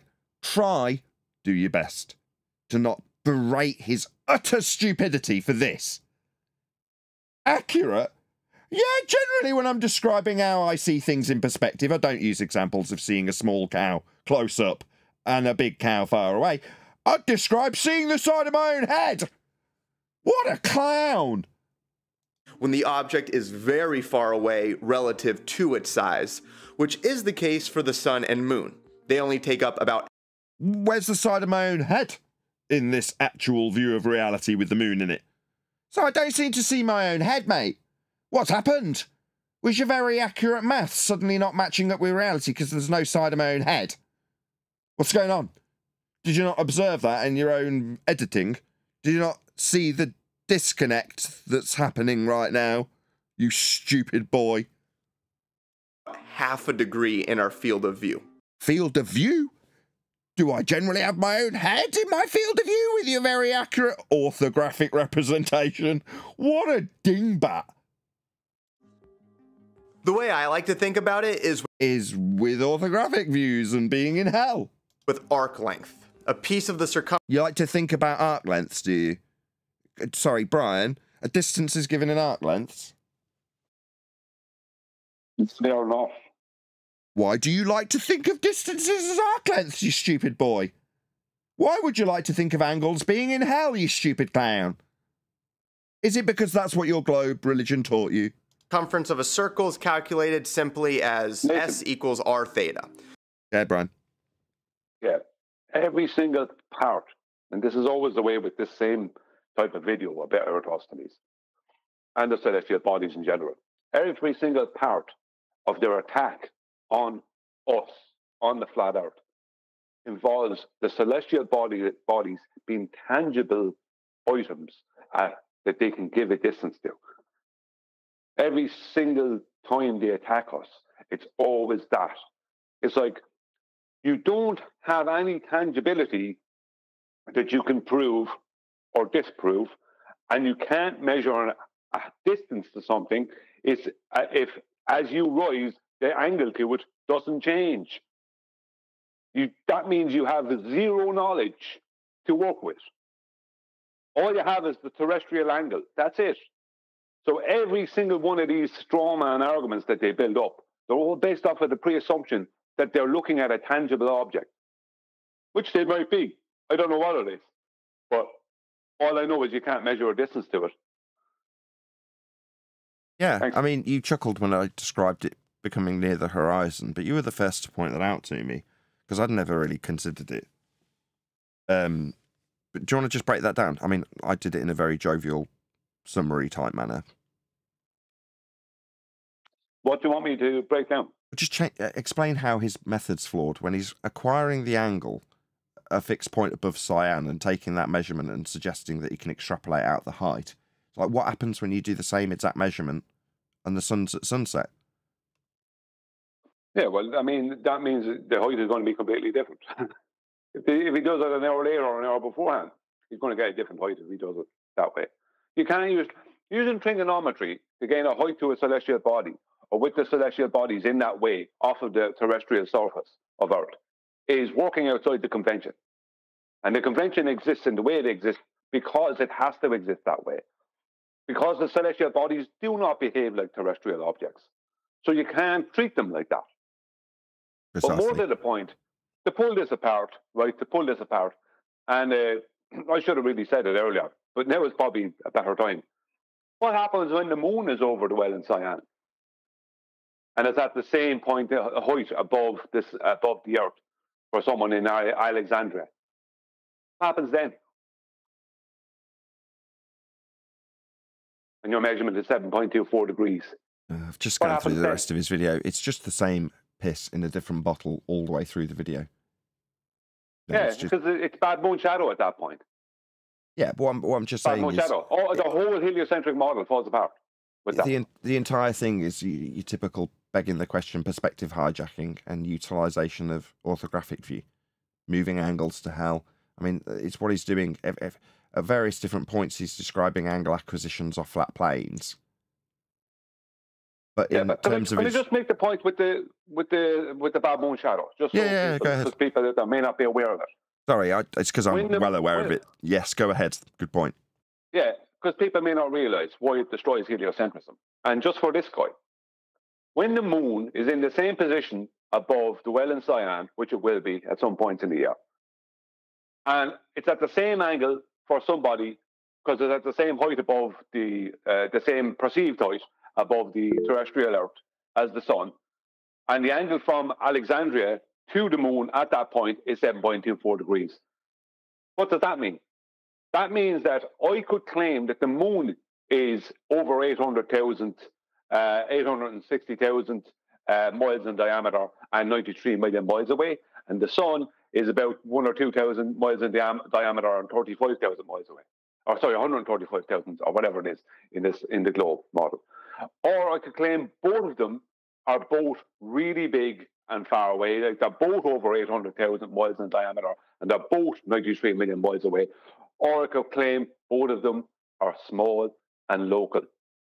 And nobody, and I mean nobody, can disprove it. Because the bad moon shadow tears apart what they need for their heliocentrism. Because even the shadow angles from their moon, right, and as it was pointed out to me after the presentation, the shadow angles from their moon will give you the same shadows as their sun. So the sun doesn't need to be that big and far away because you'll get the exact same shadows if it was in the position of the moon or on their globe. So the whole lot falls apart. They literally can't then prove that the moon is not where the sun is claimed to be in their paradigm and the sun is not where the moon is, or they're both where the sun is, or they're both just small and local over a flat plane. And they can't argue because they have nothing. This is a presentation I would love with actually, video documentation from, like, imagine during the right time, like three of us got together and really, recorded some things. You're going to have to be more specific. Bloody hell, you and Neil. Yeah, that's be less vague. How the hell is that vague? We talk about bad moon shadow in theory, right? Or in, you know what I mean? Instead, like, okay, so for 99% of the community, the Black Swan is the presentation we gave. For me, the Black Swan is when I went to Coney Island Beach. That's what I'm saying. Turn bad moon shadow into a real situation. Yeah, but it's kind of, for what we're using it for, it's kind of like what the real situation is when you see the full moon out. Do you want the real situation? When you see the full moon out, right, and you see the shadows, or it doesn't have to be a full moon, but just the full moon is the best for the shadows. And you see all the shadows that the full moon creates. That's the exact same shadows as the sun. It's so much exact. Doesn't it have to be on the equinox or something? Perfectly. Just one second. I just want to say it's so much exact that, as Adam found out, the full moon works perfectly with a sundial. There's even a moon dial that is a sundial, but it takes in the phases of the moon. But it's exactly the same. So that's impossible within their paradigm. For their paradigm to hold true as it is. Go on, Sheila. Does it have to be done like at a specific time of year? Like no, if we were gonna do you've got to make sure you've got enough moonlight to be able to cast a shadow. So any time of the year is fine, as long as there's sufficient ability to generate a shadow on your Vavel, as they're called, for the moon. Well, then that kills them then. Yeah, I'd say so. I'd say so. Well, It kills them because their claim is that the sun, for the shadows that Eratosthenes referenced, the sun had to be 93 million miles away and over 800,000 miles in diameter or whatever, right? But this proves that the same exact shadows are created by the moon, even though, in fairness, geometrically, those exact same shadow angles will work with their moon, right? Once you go from the center of their moon, it will work with their moon hitting the surface of their globe, right, and give them the same shadows. There's only a small little tiny bit in it, but it's basically imperceivable, right? It's a small little bit in it with their globe, but it's basically imperceivable. Whereas in reality, there is no, it's completely imperceivable. So the point being is that their initial claim is that their globe was measured by Eratosthenes, and the reason they know it's a globe is because the sun is really big and far away. But the moon being able to give them the exact same shadows means the sun is not big and far away. There's no evidence. Like, if you know what I mean, not that they had any evidence to begin with, but the whole claim falls apart. Because they can't prove, if I said that that moon is 93 million miles away and over 800,000 miles in diameter, and the sun we see is only 135 or 35,000 miles away and 1 or 2,000 miles in diameter, they literally can't disprove that. I could say we're on a globe and the moon and the sun are switched, basically, and they can't disprove it. That, you know what I mean? That means, or I can put both of them, make both of them really big and make both of them 93 million miles away, and they can't disprove that. I can place myself on a globe and do that, and they can't disprove that. Or I can say they're both small and local over a flat plane, and they can't disprove that. But I can prove, right, with the shadows from both the full moon and the sun, or just the moon in general, but the full moon is best, that the shadows are exactly the same. Yeah, I can hear them saying, at best, you just debunked the distance we claim the sun and the moon are. yeah, that's, at best, you just debunked the whole heliocentrism, the whole heliocentric paradigm. I mean, models are there to be broken. You know, this kind of rubbish you'll get often. No, it's just you don't have anything. Your whole paradigm is a fraud. And we haven't mentioned the flat plane yet that we're taking all these angles off. Oh, they totally forgot about the flat plane. Yeah. See, no matter what you do, you're going to need that flat plane. No matter what you do, that's required, number one. That's step one, flat plane. For any celestial measurement, flat plane. Any measurement of height, flat plane. For GPS, flat plane. You can't go without it. Aerospace, flat plane. You can't not have the flat plane. That's required. That's step one.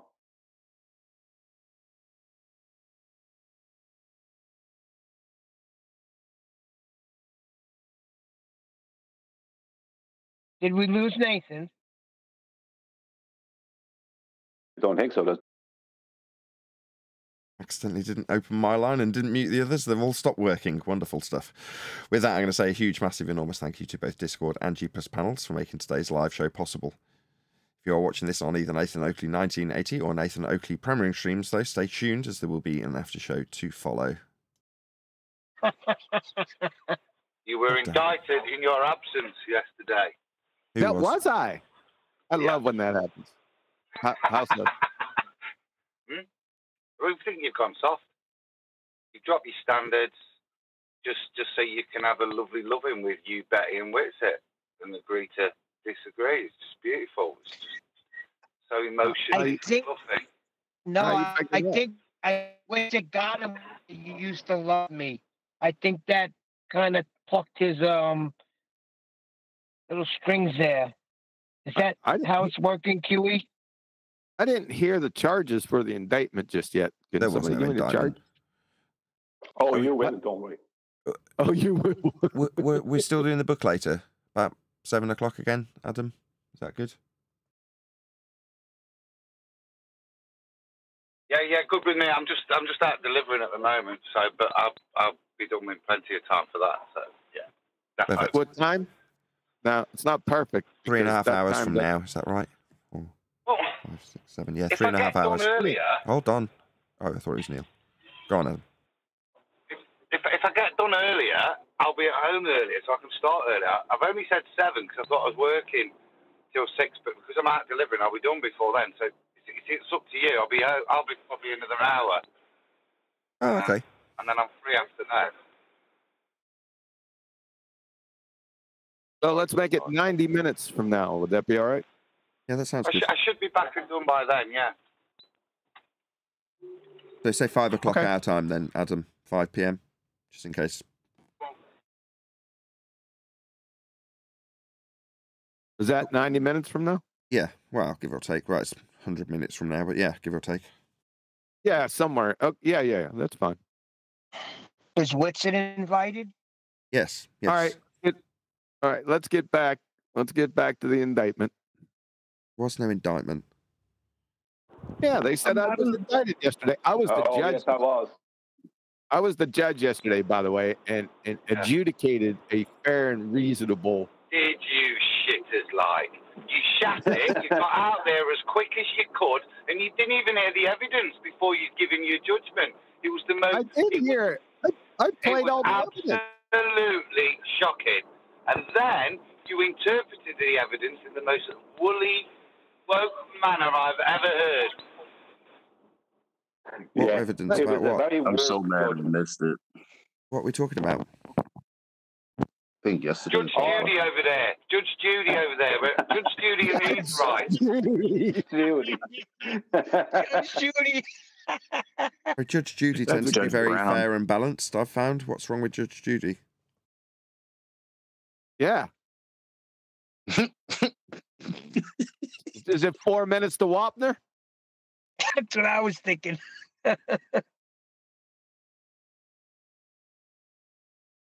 He's old. I'm not hearing any charges. I'm sorry. Well, I'll put it this way. I give you an 8 for fairness and an F for the ceremony. You don't use that. That's copyrighted. I'll completely exonerate you of any of the charges that Brian's raised by giving this nonsensical summary A for effort, F for performance, because you're lovely and we don't want to upset you, so we'll give you some good scores. Everybody gets a badge at the end of the day because we don't want anybody to feel left out. Yeah? A for effort and an F for that shithousery? No. You've got soft. Yeah. I thought it was right on point. Nathan, everyone got a participation medal. In other words, quantum eraser, it's not possible that you're actually able to judge something correctly because it's clear that I'm a enemy sympathizer, and if you get that wrong, you're clearly defunct in your moral and intellectual. That's faculties. obvious. Let's not conflate the two issues. Your aggressive behaviour to Brian is very separate to QE dropping his standards so he could get out and go shooting. I didn't go shooting. I was trying. He didn't drop his standards. That's what you guys don't get. But we're not addressing it to you. We're addressing QE. He doesn't need another white knight saviour from the Black Lagoon AI to come in with his great knowledge and justification of fairness to come in and resolve issues that have got feck all to do with it. A bit like the other day. There's a load of friggin' copyright infringements going on here. I don't understand what's going on at all. I love it. Yeah.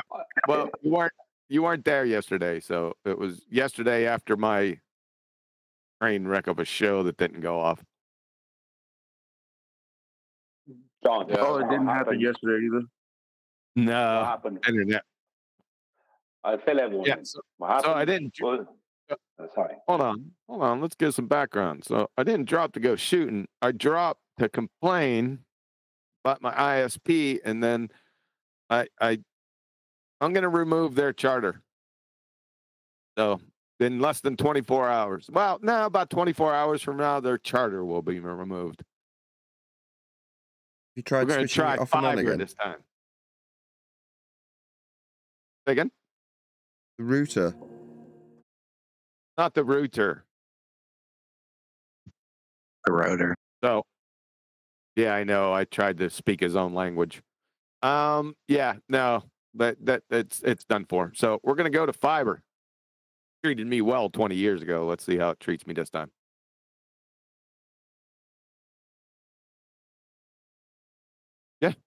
So that's where I went. Now, where? That's a red herring if I ever heard it. I didn't go. Yeah, it's not a red herring because I didn't go shooting. You said I went shooting. That's some bullshit. So, but where's these charges? What's the indictment? Can somebody send it to me? The indictment was that you became extremely woke. Woke? That's the No indictment. one's more woke than you. Judge woke. So now it's on the judge? Judge woke! I think the Judge charges, Oakley. as I've been able to understand them, is that Yeah, you're yeah. sympathizer. Yeah, the Did judge didn't somebody agree with say- them, so clearly the judge is defunct. Hey, did somebody say Judge Wokley? Did somebody say that? I said Wokeling. Judge Wokeling. I thought he said Wokley. Well, it can be Wokley if you want. That was a good one. All right. Judge Wokley. What's the indictment? You can't indict the judge. Can you? Oh, yes, we can. The judge's decision was made before any evidence was presented. When the evidence was presented, then, even though it was shocking to the judge, he had to hold on to his same judgment that he had already made. How can the evidence shut up, Neil? How can the evidence not be presented, and then after the evidence was presented to the judge, you just contradicted yourself? Because you had your mind made up. You just contradicted yourself. No, what I said is that the judge had his judgment made before he heard the evidence, and then he heard the evidence. No, that's incorrect. That's incorrect. No, it's not. No. You would made your mind up beforehand. No, I did not. I listened to the evidence. Yeah, there's. You got it, QE, and I actually agree with you, QE, because you actually said that you hadn't made up your mind, but based on what you know so far, this would be your assessment. But I will wait for the evidence. Where's the clip? Yep. And then we played the clip, which, to me, really brought into question QE's judgment. Yeah, severely. For him to have heard that, even he was shocked at actually how bad your demeanor was, AI. And yeah, that's why we're questioning the judgment of it. Yeah, because it was already made. QE's aghast at how vile your behaviour was. Yeah, and then doesn't affect it, and still gives this rather fair. judgment Here's the where problem. he gives you I'm talking still. Yeah, still talking. Yeah, but you take forever. That's the problem. Hurry up. Why don't No, he's just not finished You're talking not here. welcome here at all, right? And behaviour like that just demonstrates it, yeah? That's the kind of scrote you are. Oh, you're taking too long. Go away then. Oh, yeah. I accidentally spoke over you. What a stroke. You're great, dude. Yeah. You little shit. Yeah? Nobody wants to talk to you. All you've done now with your interruption is delay it even further. Because that's the kind of scrote you are. Hey, You're go not ahead. here Hey, get to for the any point this year, positive man. stuff. Good You're grief. here as Brian, see? You're here as Brian accused you to cause distraction and disruption. And you're doing it again. It's all right, we can bring new charges. You scrote. He's not leaving you to finish what you were stating, Adam. So nobody gets He won't, mate, because he's a shell. And once again, he's demonstrating No, it. I'll totally do it if he gets to the point he's trying to make rather than just calling me a bunch of names. See, now Okay? Adam took too long. So me, being AI, the righteous one he is, I should be allowed to interject because I've decided Adam's taking too long. This is why you're not welcome, mate. You're a self-grandizing prick. Go away. Yeah, Adam, exactly. I mean, no one else had a problem. Everyone else was listening to what Adam was saying. No one else had a problem with it. But you certainly had a problem with it because it suited you to have a problem. Just like it suits you to have a problem with what I'm saying now. See, I see through you, Adam sees through you. Other people maybe don't. But it's only a matter of time. Neil sees through you. Okay, I interrupted. True. Then he immediately started castigating my character based on that interruption, and so I am entitled to my right to retort that. Am I not? Am I not entitled to retort that, or no? I mean, what's up? Am I less than human? Am I 2/3 human? Am I some kind of nigger or If you hadn't something? interrupted, there wouldn't be a problem. The problem is now the one you created on purpose. Oh my God. Hey, guess what, Brian? Guess what, Brian? Guess what, Brian? Nobody's perfect. Good grief. I just want to throw in there that Brian, I love you like a brother, and Adam, I love you like a brother too. I have you on AI side, yo. I'm sorry. Not for long, it won't be, because it's only a matter of time, Eli. Oh, Eli, you're an evil person, Eli. Right, everyone, number one, stop with the racial slurs and swearing, or at least try. What racial slurs? Eli, you were going to a little camp. Remember that? The little retreat you were going to? So your discernment is way off, my friend. What's that? What's me Maybe wanting? What is me wanting to have intimate relations with like-minded women, flat earther women? Excuse me? Come again? What's that got to do with AI? What's that? No one brought up your relations with women. Yes, he did. This is a sidebar. This is a sidebar. What happened was Adam was saying something. AI interrupted him right before he was finished. He was heading for the crescendo. Then AI creates chaos, and now Eli comes into this kind of, without knowing it, and not accusing you of this directly, Eli, but you're actually white knighting without knowing it. Sounds like what happened the other night with Winston, doesn't white it? knighting. There's a whole element to this. No, Eli, you are what they say they are, and if you're not, then anyone who agrees with you is immoral. There you go. Always thought Eli was a shill. Let me just lay it out straight then for you, AI. Right? I wonder if you'll allow me to say this part, to say what I have to say. Let me lay it out straight for you. I know that you're smart enough to do what I've accused you of, and I also know you're too smart to do what you're defending yourself to have done.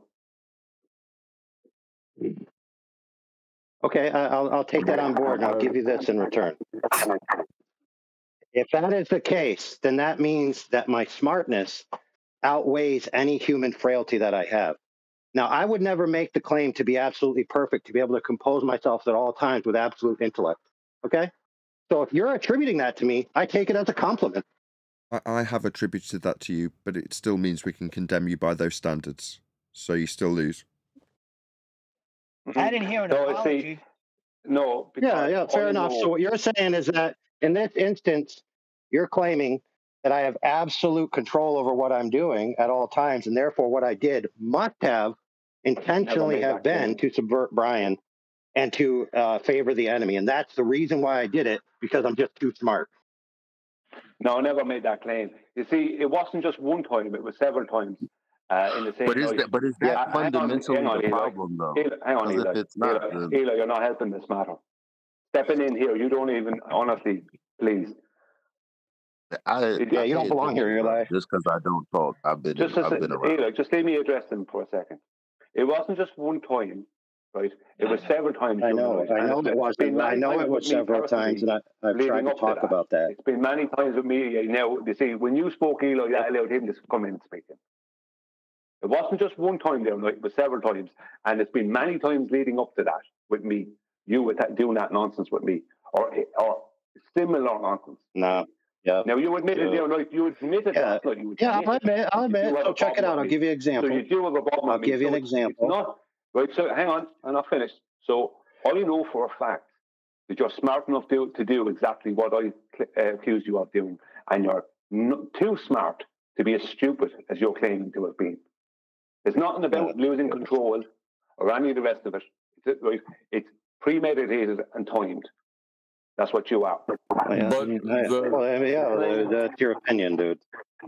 Now, to my defense, which I already said and was clear, and why Quantum Racer agreed with me, is that other people in the room had the same sentiment I had. They just didn't voice it, and they voiced it later on in the show and even after the fact. So I'm not the only one who had a problem, Brian, with the way you were being. I'm just the only one who boiled over, okay? It's just the only one that's justified enough to intervene in other people's You can keep dreaming. You can keep dreaming about my motivations all you want. That's your point. It's a crime. He's AI. And he justifies, because other people agreed with him that Brian was annoying, that gives AI the power to do what he wants, behave how he wants. And we're just thinking it's AI. We're not interested in your bullshit excuses. It's a crying shame. Yeah, whatever, dude. It's a crying shame because just like today, I can begin to make a point. Everybody knows that I'm long-winded like Nathan, and y'all are straight cut me off, and nobody will give a damn. So, like, my whole thing is, at the end of the day, what's wrong with Brian and AI is not really the problem. The problem is AI felt a way that I did feel, because when the show is hot, some of us don't exist, and if we try to get in, we get disrespected, and we kind of have to shrug it off. And it's annoying when you're gonna go a million miles an hour knowing somebody else was waiting for Nathan to finish and not let the rest of the like it. I get annoyed too. So it's like, y'all getting mad because of somebody else getting annoyed is annoying to me. No, we're not saying that, Eli. And I understand your point. It was when he came in, how he came in, and the audacity in which he thinks he can come in and just take control of a show. I didn't take control of the show, did I? But the accusation on the table, as best as I can recognize it, Eli, is that I am surreptitiously and subterfugiously working in the background to subvert Brian's excellent point that was about to crush Witsit, simply to favor Witsit and punish Brian. And that was the only reason for my frustration. It's not possible that I was pissed off at the way Brian was being. That's not possible at all. Not even in a million years. Couldn't possibly be the truth, even though many other people felt the very same way. Good grief. And there was people that felt like the conversation was actually going somewhere when Brian and we were left alone. Let's not leave those people out, okay, right, that's AI? fair. Just the people who favor you, I'm not we're going throwing to them take them out, right, AI? I'm not throwing them out, Neil. I'm not throwing them out, Neil. I'm just saying that my sentiment wasn't misplaced in a vacuum where I was only acting out of some kind of malicious intent. That is just not the case. And the facts back me up, for goodness sake. Even admitted, even if other people think, even if other people think they wanted the conversation to go a different way, that's fine. What's wrong with that? It was from a malicious place. If I'm going to come swinging in there, calling someone a retard and telling people to shut up, and saying their name and calling them a retard, how is that going to create calm within a situation in a debate? Are you telling me that you're so stupid? Are you trying to tell me that you're so stupid? I wasn't trying to create. Are you trying to tell me that you're so stupid that coming in that way more than one time, right, at particular times in the night, is supposed to create some kind of calm and harmony? I know what you're up to. God, you know. On the table, for goodness sake. Are you speaking over me? Are you speaking through me to make sure people don't hear me? Is that what you're doing? Do you want to maybe play victim again? Holy crap, dude. Dude, you speak through people constantly as well, which is what was happening that day. For goodness sake, so many people that recognized it, dude. Are we playing a victim? Are we back to playing a victim?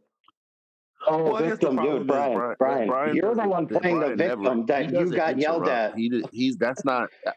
I just want to get this clear. It's not that Brian does not interrupt. He's probably second last next to me, right? When it comes to getting in. But when you talk to somebody like a Witsit or somebody that you're having a debate with, though, I wish you were a little more flexible and letting them get their bullshit off. That was the problem, Eli. At that particular point, the point we're speaking about here, that particular one of maybe 3 or 4 during the night, at that particular time, what Witsit said was he tried to change from his analogy being a stream to being a stream or an ocean to a lake. So it's like a hop, hop, hop with a lake, which was more what he wanted, because he realized once he said stream, which was the first thing came to mind and what suited what he was trying to state, what he was trying to claim, the stream suited it, but he didn't want there to be a travel between A and B, so he wanted to change it to a lake. And I was like, no, that was my problem. And everyone, and I wasn't being allowed to make, when he said that, I wasn't being allowed to object. And Nathan Nathan thought he was trying to get control, but it was only opportunity for Witsit to make more chaos, because I'm used to Witsit. I know what he does. That's fine. Witsit doing that, I have no problem. I have no problem with what Witsit did, right? But then AI comes in, at that exact time. Like, what an opportune time to come in. I'm a big stupid person and I don't know what I'm doing. I'm just going to shout over the top of everyone because I'm really stupid. I have no intellect. You want me to believe that AI? You think I'm that stupid? Because you must think I'm really stupid if you think I'll accept you're at that particular time, it was true that there was a point on the table. That's fair. However, what instigated my interaction was not the point. It was that you were talking over after you'd just been told by the host to let the other guy speak. That was the only thing that set me off. Only freaking thing. Yes, dude. Okay, that's the truth. That's the truth, and you can't handle it, dude. So you know. No. I'm fine with the moderator telling me to be quiet. I'm fine with that. But there was no need for moderation. That was the problem. And Nathan didn't realize it at the time. But you're saying I was talking over the moderator. What was it that I was saying? You surely be able to remember it. You're asking me? I just want to add something. If it makes you all feel a bit better. I'm asking AI, Nathan, not you. What was it I was saying, AI? It's actually irrelevant what I did, what you were actually saying. It's not, because you only played it last night. That shows you didn't even listen to it last night. No, listen, Brian. If it's the case that my interjection was based on just sheer frustration that you talked after the other party was just told to be able to talk, then it doesn't matter what you say. As soon as you start opening your mouth and saying a sentence, the indignation is not about what you're saying at all. Yeah, well, I'll say it now because you didn't listen last night. Again, just like you weren't listening to that night, even though you're aware of it because you only referenced it a few minutes ago. I was having a problem with it within his statement, changing it from a stream to an ocean to a lake. He was switching it up because he wanted to use a different analogy because he knew he was caught with the stream. And that was my issue. Right? That was what I was interrupting about. Not that I was just interrupting. And that was the thing that Witzer got away with at that time. I understand that from your point of view, you had a point. You had a valid point that you wanted to put forward. In my point of view, it didn't matter how valid your point was. The only thing that set me off was that you were attempting to talk immediately after. That's it. That's as innocent as it was, dude. So you can attribute some kind of evil intent to that all you want to. That's your personal problem, dude. You deal with that. No, it's not. It's not. No, see, it's not my personal problem. It's your personal problem with me. You have created a situation where I have a personal problem with you because you have had a personal problem with me. Anybody who would have spoken up, would have gotten the same treatment, dude. Pull your heads apart. Nathan, I already adjudicated this matter. Okay. And they're bringing it back up again. Very badly. I hold them in contempt. Well, yeah, you are both in contempt, but you've just whistled past his justification and his, on one knee saying, "Look, I'm not perfect." But at the time, when headway's been cleared for Witsit, didn't matter what your interruption was, right or wrong. His bad reaction, he's apologised for pretty much. He hasn't actually said that, but he's on one knee. I haven't heard it. I don't want any BS apology. That apology would be purely fake at this stage. He doesn't mean it. You weren't there last night, Nathan. He literally admitted last night that he has a problem. The only literally admitted it. I need to apologize now is you, Brian, for castigating my moral character.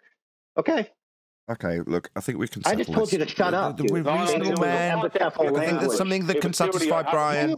You maligned my character. You maligned my worldview. You maligned my allegiances based on just interrupting your dumb ass.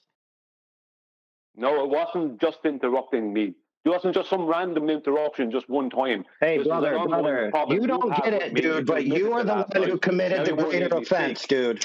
Right? You are the one who committed the greater offense, period. You did that. Right? You did your best to come in, and this is what you have an issue with me.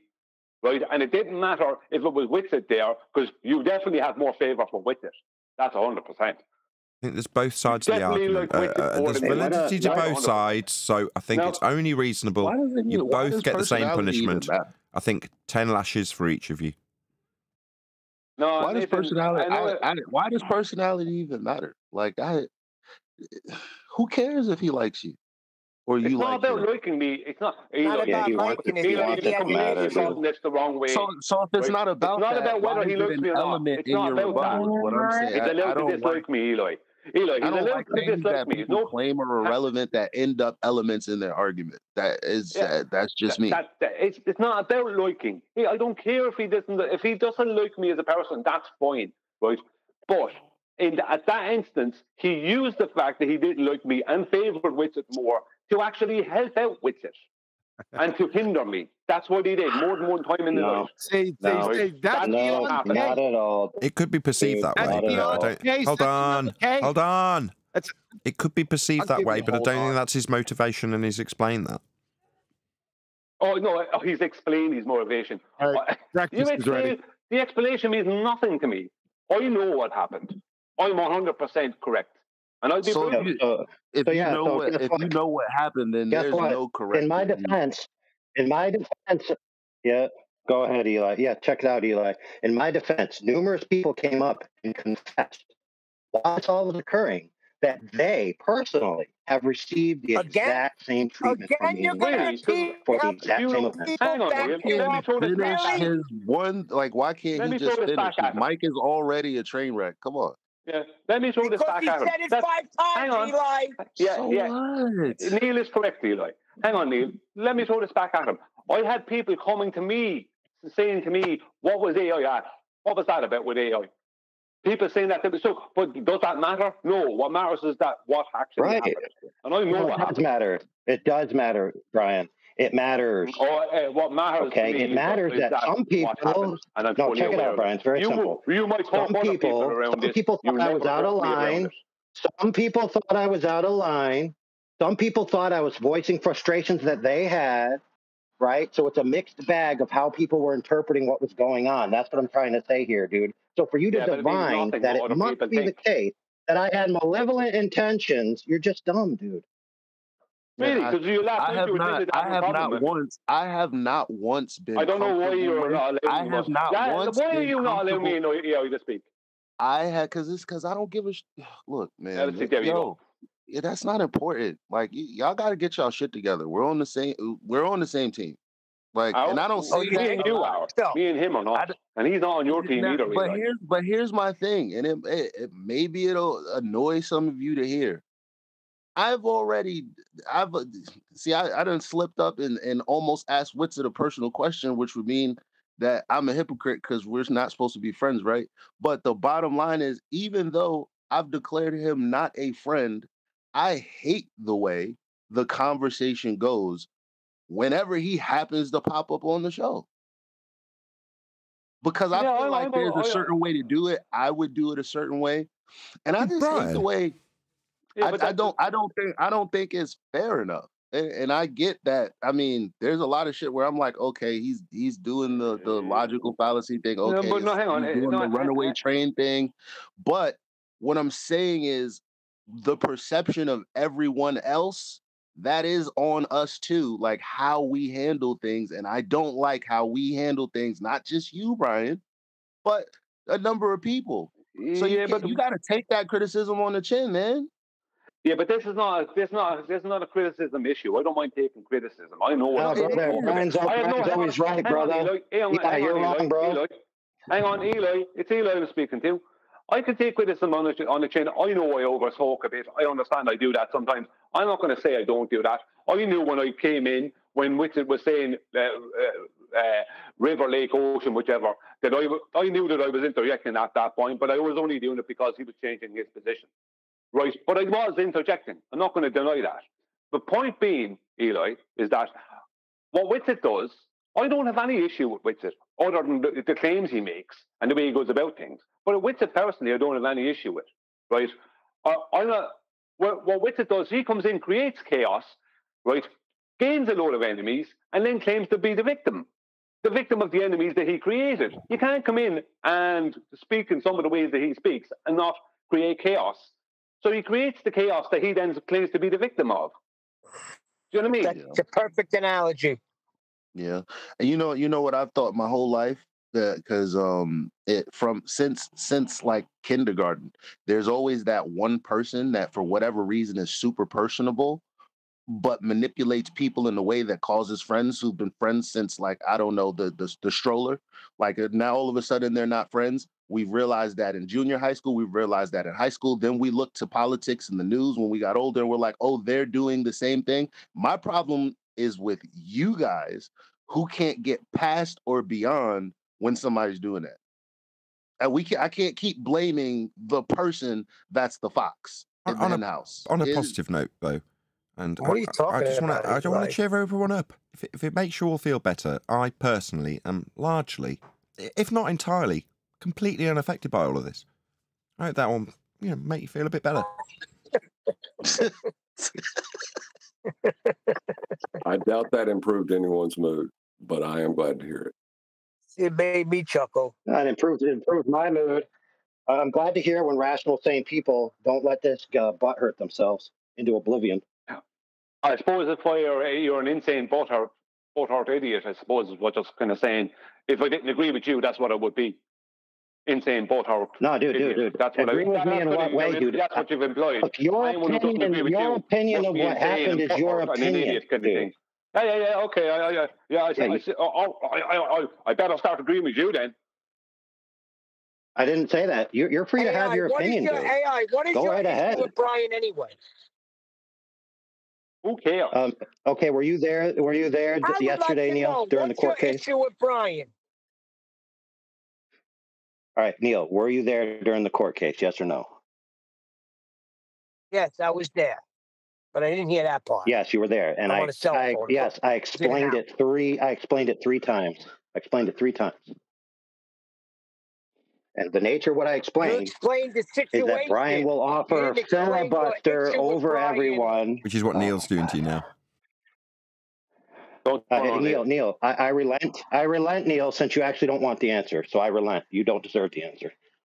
I haven't heard it either, Neil. He said last night, he said it 3 times. I heard nothing 3 times. I never heard anything. I listened to the beginning. Maybe my phone went out. Then you two weren't listening to him. I heard, right? Hello, Neil, hello. You gave an explanation. I've heard it once. It's only been given once here. I can only assume he gave the exact same explanation last night or whenever it was. What was it, Nathan? What was it? I'm not going to give you a rendition of it now. I'm eating a pot noodle. Yeah, because you can't remember it because it was so vague. No, I'm eating a pot noodle. Yeah, that's what I'm saying. Well, remember all of the energy that goes in, like you're dead ass telling him he didn't say what he's saying. He said 3 times, which he was about to repeat if Neil didn't interrupt. Sometimes I don't understand what be going on. Eli, can you please state what he was going to say then? Oh, that's genius. That's gonna tick everybody off right proper. He would have given it again now if it wasn't for Neil interrupting. I don't know what he's talking about. I'm pointing out the fact that I can hear AI saying, hey, I said something 3 times. Here's what I said. And 3 minutes later, Brian is arguing with Nathan about how he never did it. Which is so his issue with Brian in the past, hold on. So his issue with Brian, even in the past, is that Brian interrupts? Yes. No, my issue right now is, even though I'm pointing out the reason that we're talking instead of having already mulled over his point, is you interrupted, Neil. You summarised it. I was paying more attention because it had me mentioned within it, which is that the airwaves were cleared for Witsit in a back and forth. Brian interrupted. He took umbrage with it and then shut him down in the same way as Brian filibusters. So he has definitely given the explanation. See, this is the problem, Nathan. You're now Nathan, you understood perfectly. Nathan, I commend you for having an astute mind. He decides to talk. As soon as I'm talking, he decides to talk. Because Nathan has said something for him, right? Nathan, his problem existed prior to last Tuesday. His problem with me. Exactly. He admitted to that. That's a red herring. If you want to be Jew, put his nonsense off, you go. Because what the hell does that have to do with just now? No, he's correct, Eli. He's correct. However, the continuation. What's happening? Hold on, Brian and John. Hold on, Brian and John. Go ahead, AI. Hold on, Brian and John. Go ahead, AI. Okay, so what was said 3 times during the court case episode was the exact same thing that I was just described by Nathan, and yes, it is true that that same thing has occurred between me and Brian in the past, which I admitted to. And I admitted that that is why I have that kind of angst about him in particular. It's that particular type of behavior that makes me mad. And also, I do that to other people too. For goodness sakes, Brian, you're not special. So now I'm supposed to be special. Now I'm claiming I'm special. I've still yet to hear what this problem is. No, that was from you. You Didn't stop. From you. Not from you, Stop. Not from you. Not you, Nathan. Just hear me out a second, you. Brian. It was AI. a self-deprecating, backhanded comment that was aimed at you. In other words, he's saying, I suffer the same fault I know myself. what it was. I know what it was, Nathan. I heard every single bit of it. Now, I've yet to hear the actual problem. I know what it was. I was here listening with ears just like you were. Yep. So you ready to hear it or not? So I've said it. Tell me what it is. Probably a total of 5 to 6 times now in the past 48 hours. So here's what it is. Okay. In the context of what was happening, and now this is the same context that will apply to all other instances. You have a point. You want to make your point. Fair. The other person is talking. There's moderation to yield the floor, but you filibuster through it, and that is frustrating for the audience. Not myself alone, but yes, it is frustrating for me in particular. Okay? So I'm not the only one who thinks this is something frustrating about you. In fact, it was voiced in the very stream in which this event occurred by multiple people. Now, but back that again, this is nonsense. So this is an appeal to authority or an appeal to consensus there. It's not an appeal. It's not an appeal to consensus. It's not. It's his perception. If he's going to justify his reasoning, he's going to give his perception. Hello? Bit of other people, Brian. Hello? You've just been told, Brian. This is like a woman who tries to escape accountability. We're telling you what you did on Friday, and you're coming up with a whole book about all this other bro. He's saying you was annoying as hell on the stream. He's saying you was annoying as hell on the stream, and it wasn't just him saying it. I know I screamed at one point. It was a couple of other people. And that's all he's saying. And you're saying, well, because you already had a problem with me, you're saying, no, I'm not done. And you're saying, well, because you've already had a problem with me, I'm kind of not even going to deal with your criticism right now because it's unjustified because of how I feel about you and how you That's make a rewriting of history, boys. A rewriting of history. Rewriting of history. That is not what's happened. All of you are getting mugged off. Hey, in case you guys don't realize, Eli was actually there. And all of you have bitten, and you're all engaged in appraising Brian now. 2 things should be on the table. AI and how crap QE was last night. Brian's not up for criticism. Is he not? That's crazy. No, Brian, you know what? Brian's always immune to criticism, and anybody who does it is immoral, for goodness sakes. Isn't that obvious? Before anybody thinks that I'm being like, taking sides, I cursed Nathan out too. You could go back and now that was unreasonable, completely unjustified, totally unreasonable. You don't understand the situation. No, I do understand the situation because you are doing what you hate that Nathan does sometimes. You don't understand how. Hang on a second, Eli. Hang on a second. Okay, what's the charge against me, Eli? What's the charge against me? And that's annoying. Tell me, what's the charge? Irish, irritating, go on and on and on, filibuster. Often don't do your research, steal other people's material. Don't try and add humor to this. Because you want to make things. If you want a shit show in your after show, you're going to get it if you try to do it better that way. Right? That is irritating me. Fucking immediately. If you're trying to do that to me, what's the charge against Brian?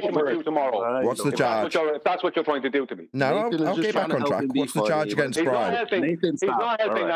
No matter how much I tried to tell him, he continued on. Now, you have a charge against me, Eli. What is it? You said this is the same charge as AI has and everyone else has. What is it? Yeah, in the middle of the stream, and I'm sure. Oh my God. In general, what's the charge? I can go because I know I started with in the stream. That doesn't sound pretty general. It sounds pretty specific to me. Well, AI has an in general issue with me, not a specific contextual one. Well, it's a fundamental issue if you do it in different settings. It doesn't matter where you are, but you do it. All right, so the problem is that I will interrupt sometimes. Yes, I admit I will interrupt sometimes. So how do you need to Everyone knows I do that. Yeah.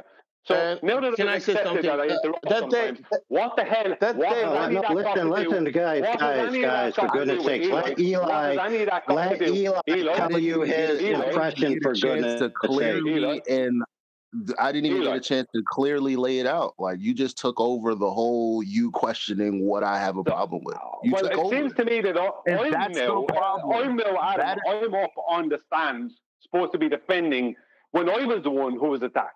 I was the one that had the sneaky behavior done to me. I'm that one. Yeah, I'm up on the stand, and Eli and other people have me up. Only reasonable. Yeah, but if I curse Nathan out and then write some shit in Skype, Nathan's not all butthurt like you are right now. It's not about being butthurt. Hold on, stop. Eli and Brian, please stop, please. Diminishing of the situation. Yeah, you are. And that's a disrespect of the situation. But can you stop a second, Brian? Hang on, Nathan, Brian, just give me a second. You're not helping matters. Leave me respond to Eli. But he's You're not helping anything. This was the problem with Witsit. Right? You weren't helping.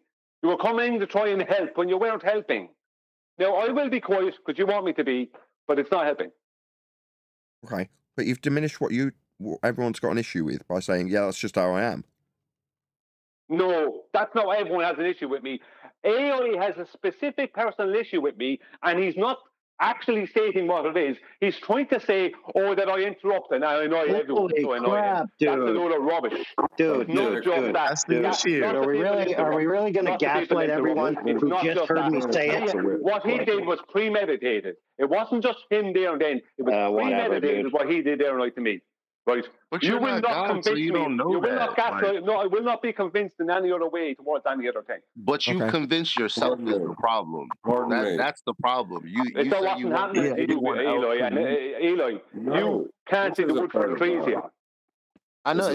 What I'm saying is, you see AI through a lens, or you see that he sees you through a certain lens that you've already convinced yourself that there's no circumstance, instance, or situation in which you're not going to not see. I don't know yet. You're gonna see him the way you see him, regardless. It doesn't matter what he say. It doesn't matter what he does. So I don't even know why.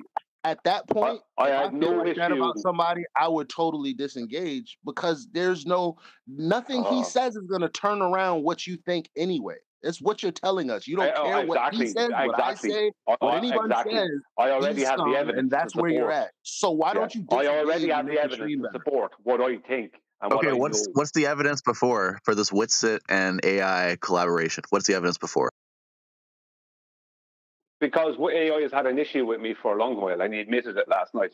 No, and maybe AI had when he the same interrupted, issue this entire problem. When he interrupted, whoever this person is, when he interrupted, it was premeditated. He did it at a particular time to derail whatever I was saying to Witsit. You got to prove premeditation. You can't do it. Yeah, you can't. Well, he's also disclaimed that he has had the issue previously. So in terms of him leaning on evidence, he's disclaimed that earlier. But hold on, Refracted's trying to get a word in. Duncan, did you get a satisfactory answer? And I'm sure AI wants to kind of. What's the premeditation before this happened? What's the point where you thought that he was sympathizing with Witsit before this interaction? You can't prove that.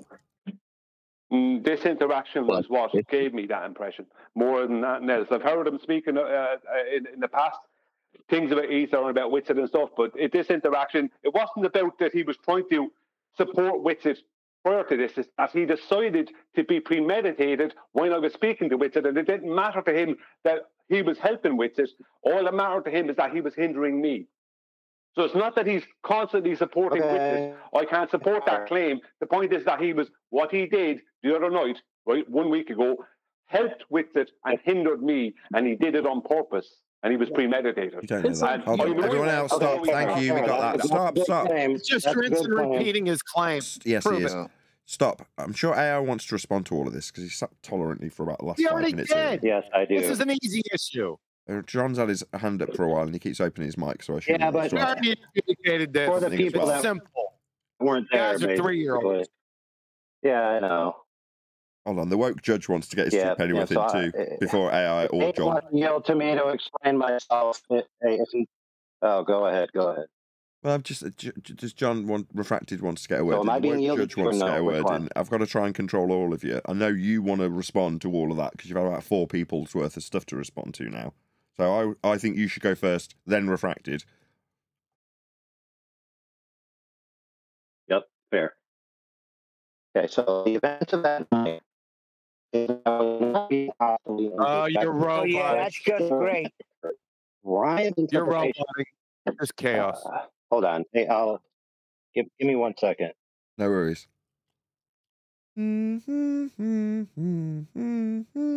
Unbelievable. Everyone shut up. I've Are you taken guys charge. feeling all right? I've taken charge. I can summarize the whole issue and resolve it, but it's not going to happen. So just argue for the next 3 hours. You had your chance, woke judge. Please, thank you. You gave everyone a already prize. appreciated Thought this you did matter. well, didn't you? All I already I got to adjudicated say the is, matter. all I got to say Plus, is, you got fucking everybody Neil watch. more don't tell me shut commentating up. over top. Everybody watch, and Shut you the will fuck see up. down the road what Piss AI is off. all about. No swearing. You just No, watch. if AI is in that camp, I'm in that camp too, guys. Yeah, I'm you're just full of saying. shit. So it's the camping. Cool. No, because I don't like because it's like look, there's a little segment of us that feels like AI is the little Terminator, the turncoat or something, right? But the reality is, when AI is not here, if AI wasn't here, I would have been AI. The only difference is y'all never hear me when I have a problem. Oh, here we go. I know. If you go back to all the streams, I've literally had the same problem AI has had. Like, y'all can't act like I'm not. Yeah, in the but he same camp. Jedi mind tricked you because that's not his problem. Well, that's right, not his well, problem, you gonna go Eli. ahead. Y'all gonna have to go after me too. 'cause I Nobody's think His listening. problem is are they? Harrison. Go on, Well, nobody's listening. Neil spotted it. Brian spotted it. I keep raising the objection, and you all keep getting tricked into thinking the issue is something very different. AI gets on the mic, gets all emotional, and leads you down the path, and you all go running. Off you following. How else are we going to ascribe Brian the blame of this? Right, that's a fair point. That's a fair point, Adam. Elijah's too stupid to think for himself. I get it. Shut the fuck up. Can you stop swearing, please? Clowns. They're clowns. All of you. You're like 3-year-olds. Grow up. Fuck. Stop swearing. It was a joke. It was jokes in the beginning, but now you're about to piss me right the fuck off. Stop swearing, please. Each and every one of you, and you're going to feel the fucking edge of it. Please, can you stop swearing, please? Fuck. He just said stop swearing. Yeah, John, Refracted. Right. Well, we're into kind of a difficult matter to adjudicate because it is the idea of premeditation, right? That's going to be hard to prove. And the idea that Brian can't be upset for something that we all perceive as invalid reason for what AI did. He didn't have a valid reason to do what he did. Brian was in the right. He was upset. Like, that part's accepted, so Brian can't be attacked for that. Is it? Hey, Con. He was interrupting. How does what? gonna say, that part is not accepted. Valid. All right. So I was gonna be yielded to earlier. Now that I fixed my connection. I didn't even like the intro. What Hold difference on, did it Eli make and what John. body of Hold water on, it was? Eli. I Hold really on. didn't like it. I didn't think it was He had his right to reply. His mic went distorted. Then we cleared the airwaves. He hasn't actually had. Oh my God. He cleared the airwaves. Hello. He's waited his turn. He's had about 20 people put stuff to him. At least AI gets one chance with a clear mic to actually respond. He hasn't had it yet. That wasn't what I was commenting on. Refracted was summarising the position beautifully, then got rumpused. Got overruled. So that the position isn't the position that we're all dealing with. We changed the position again. Beautiful summary, Refracted. It's because it wasn't agreed upon. And immediately, Eli, me, and AI, who has the original point, that when he was interrupting, when I was trying to clear the airwaves, regardless of it being a tactic that was being employed by Witsit, was not yielded to by Brian. Therefore, he steps in and starts, admittedly, calling him a retard and telling him to shut the F up. But his justification and means and reasoning for doing that is something that he's also disclaimed. Yeah, I've had other issues with you interrupting. Eli backs him up and says, yeah, if it wasn't for AI doing it, I'd have been the one doing it. And then we get a summary that what's been done to Brian is unjust. You're like, is it all falling on deaf ears? No, use a Jedi mind trick to what the problem is. That's not the problem. Eli admits he would white knight for Witsit in the pretense that it was just for the benefit of everybody else. No, not white. Hello, not white knight for a Witsit, but white knight when Brian's had me, the mod in that instance, try and separate him from the person that's him and he together are causing audio chaos, and Brian will not yield, filibusters continually. And then to mirror it, which is what I perceived AI doing to be, he's mirroring Brian's actions, just not letting Brian continue. But they're not the charges that were brought to the court. What court? That's not what Brian raised. Brian didn't raise that, okay? What are the charges? Hold on, Adam. Not everyone's following you, so what are the charges? Brian, repeat what you brought to the court. Repeat what QE gave judgment upon. See, this is the thing that John Refracted said. No, the charges. You said those weren't the charges, so if you know them, Adam, speak them. It's impossible, Adam. Pardon me. No, it's not that impossible. What I'm asking is the charges were. The charges. Adam was asked what the charges were. Give him the charges, Adam. Pretty fucking simple request. Stop swearing. Salem witch trials now.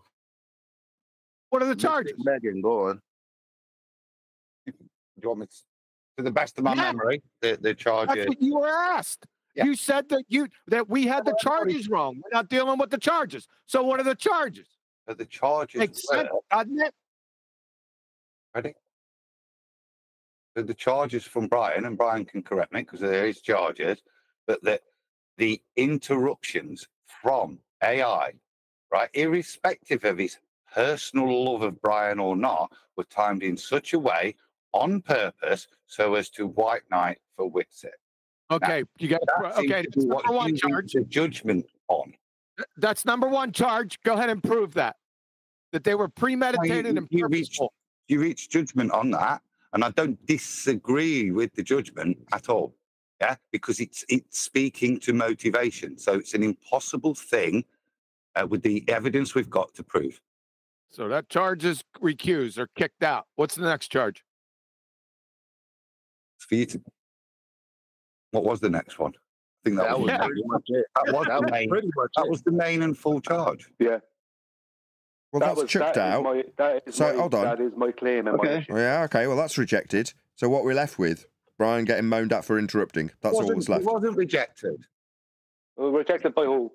I didn't reject it. Can't back it. We can't prove that. Prove his motivation. Really? You got a crystal ball. Because I had. Well. Let me put it this way to you, right? I can't prove someone's. All right, can I catch up? I can't catch up when I was yielded to yet or not? I can't. 1 second. I can't show you in a court of law situation what someone's intent was in that way, right? I can only give you the instances during that night when AI came in. I can only give you them and how timed they were. And that I have witnesses that AI stated last night clearly that he does have an issue with me. Not just that night, but an issue with me in general. So someone who has an issue with me, I perceive their behavior, right, with me to be helping out the opposition in a debate. All of that is beautiful. Wow. Okay. But it doesn't prove. Eli, hold on. Please, Eli, please. All right, go ahead. I would ask you to yield to me for a very specific point that I want to make, and it's about you, Eli. I just want everyone to notice that when Eli said, I would have been angry with the way you were behaving, he was accused of the only reason that would be the case would be to white knight for Witsit, rather than his frustration specifically on Brian. Now, that is an accusation against Eli. Eli, what do you have to say to that? Yeah, I don't understand it. Let me explain it. The accusation is that by moaning that Brian, if I'm trying to get between Brian and Witsit, and you would be also moaning when Brian won't yield to my trying to separate them, would that be reasonable to accuse you of white knighting for Witsit in that circumstance? No, I That's get it. incorrect. I don't get how the fuck, excuse my No language. swearing. I don't understand how we can come to that conclusion. Like for like, you know how much mental gymnastics we have to Well, do. let me Hold on, Brian. Hold on. Wait, hold on. Everyone, stop. You've gone way off the beaten track immediately, Eli. Just stop. No, it happens. Stop. Stop. Eli. Hello, Eli. No. You're a white knight for Witsit, Eli. You think his interruptions were timed reasonably to tell him to stop interrupting? No, you're just a shill for Witsit, Eli. What say you? That's not what we're saying. Okay, I'll say it simply. That's unreasonable. I don't know how the heck y'all can reach that conclusion. That's what AI's putting. Hello. No, we've heard enough of you, Brian. Brian, I've heard you. You're leaving an important part out, Nathan. No, you're leaving an important part out. What part are you leaving out? No, he's not leaving anything. He out. is. What really? What? Really? What? Are you sure? No, he's not. Are you sure? Because I can tell you what it is. Me, Brian. Stop. Yeah. Oh, yeah. I can tell you what it is, Eli. I can tell you what it is. Me. Yes, I know I know you were included. I bet you $20 that it's going to be completely $50,000. No, it won't be. Yeah, it won't be non sequitur. It's going to have if you come in at that point, if you come in at that point, it's the timing. I'm not allowed to speak to you. If you come in moaning, right, that's fair enough. That's not white noising for Witsit. But if you come in saying, Brian, you retard, Brian, you retard, personally attacking me like that, over right of Nathan and everyone else, right, even over right of Witsit, right, then that is not moaning. That is personally using the situation, right, to your advantage to derail me and keep Witsit on track. That's what that is. That's what you can be accused of. If you didn't come in, if you just moaned, didn't come in that manner, that'd be different. But if you came in that manner, then that would be white noising for Witsit. And no one should be coming in because it was up to Nathan. Brian, at some point you've got to stop. Out all the time. Well, I can't get the finish, Danny. He goes, Eli won't believe me. Eli keeps coming in, opening his mic. I'm like, no, I do exactly Eli wanted to be part of this, and now he's being part of it. Brian, Eli, stop a second. Eli. Right, you've just done what I was doing when I tried to get between you and Witsit. So you've made your point, then you've remade your point, then you've left it in a point where someone can address it, then you're carrying on making the point through the top of him trying to address you, and then you're not stopping. Because you're lying.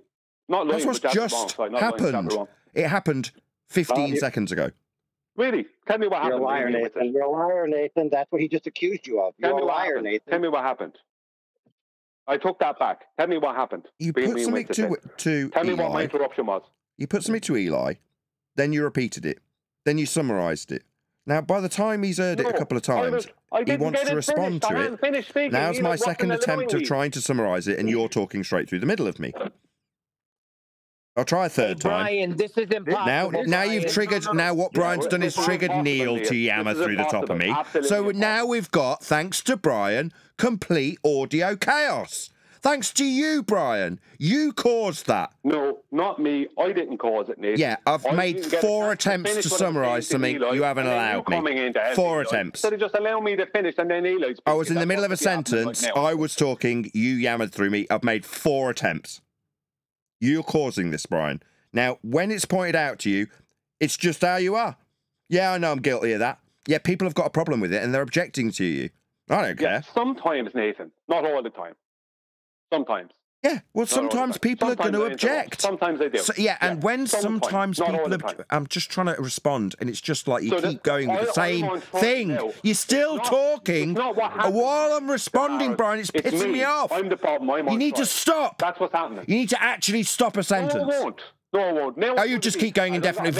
Verbal diarrhea indefinitely, then. And Neil is not seeing that this is the problem. Y'all don't see that, right? Hey, Brian. It doesn't stop. The more you talk, the better I look. You keep going with the same point. There you go, you see. He just gave the game away. And he's pissing down your back. He just gave the game away. Being fun to piss. So, I'm sorry, everyone else shut up. I need to hear Brian say 16 more times that he gave the game away through everyone else trying to have a discussion. 16 more times, please, Brian. It's only reasonable. It's just how you are. Listen, Nathan. You are having urine running down your back. You're told it's raining. You don't even know it. Not at all. So I'll be quiet, Nathan. I'll just be quiet for a while. And you can make all the statements you want incorrectly and make all the judgments you want incorrectly. No, I'm saying when someone has a problem. Within the next 2 years, you're going to be saying, Brian, I'm sorry. You were Not right. even that long. Okay. All right, Nathan, I appeal to the yield that I was given earlier after you go. I've been trying to get this out. I was interrupted because people think they had a valid interjection. And I give to the idea that if it's a valid interjection, well, then it's acceptable to be interrupted because you have a valid interjection. If it's not valid, then you don't. What was valid about it? It was inconsequential. Who gives a fuck? Who cares if it's the ocean or a stream in the broader context? That's what pissed me off. But okay, you have a valid interjection, which is justified, right? I just told you I didn't feel like it was justified. Let's not. Please don't. What's not justified? What's not justified? Brian's whole point, his reason for interjecting is because Witsit tried to change it from an ocean to a stream. I didn't see what difference it would make because ballers do that when they're trying to talk about like flight from point A to point B. Anyway, it doesn't really actually make a difference. So I don't know why Brian had to derail. So I don't know why Brian had to interject as strongly as he did to the point of disrupting the stream. Well, I guess after everybody was disrupting the stream. Okay, Eli, you don't even have it right. He didn't change it from an ocean to a stream. He changed it from a stream to an ocean or a lake or any body of water. Okay, that's what he said. All right. No, okay. Hold on. Neil. Thanks for interrupting, Eli. I can't get to the end of my. I didn't interrupt you. Thanks. Yeah, you're. Yeah. No. Go on with you, going. I'm being accused of interrupting, or Eli? I'm not Eli is just John's trying to get to the end. He's trying to summarize and round out his point. Go ahead, John. God. Look, this is simple. I don't know why it's being made so hard. Yeah, I know. I adjudicated it last night. Yeah, it's simple. If Brian's point was valid and he interjected, then he was not in the wrong. So we can say not that you're coming into this. You're not focused on the issue. Never mind. Yeah, because I wasn't there. I wasn't emotional. I know you shouldn't be commenting on it. Yeah. No. Yeah. I adjudicated this last night. It's very easy. It's very simple. We're not talking about the substance of the conversation between Witsit and Brian. It's irregardless of that. It's the diarrhea of the mouth and that can't be yielded to by moderation. And people got frustrated and then interrupted. That's what happened. And he's already admitted it. Brian does it all the time. I have some of those same failings myself. Me too. Yeah, but I want to say something. We can all say we do it. Brian's going to say, yeah, we all do it, but it's a very specific thing that I'm the bad guy all of a sudden. I'm the Brian's the bad guy because I give interrupt sometimes. If you'll never now be audio chaos begins. So how the order of events was nice conversation till Brian started interrupting Eli. Now 4 people jump on top. Go ahead, Eli. Try again. Eli was in the middle of saying something. So now I've cleared the airwaves for Eli. The guy who was in the middle of talking was Eli. And what's happening? Brian's decided I'm not allowed to moderate. Because I've cleared the airwaves for Eli, stopped Brian's interruption of Eli, and now he won't allow me to moderate that shit. He just won't let me. So when this happened last time, AI jumped in and did the exact same thing to Brian, calling him a fucking retard and telling him to shut the fuck up. So shut the fuck up, Brian. You just interrupted Eli. Now I'm stopping you. You won't fucking let me. I'm tired of it. Everybody's tired of it. Now I'm labouring it because it's just happened. And you're yammering through me now while I'm labouring the point. Your mic's wide open, ready to talk through me.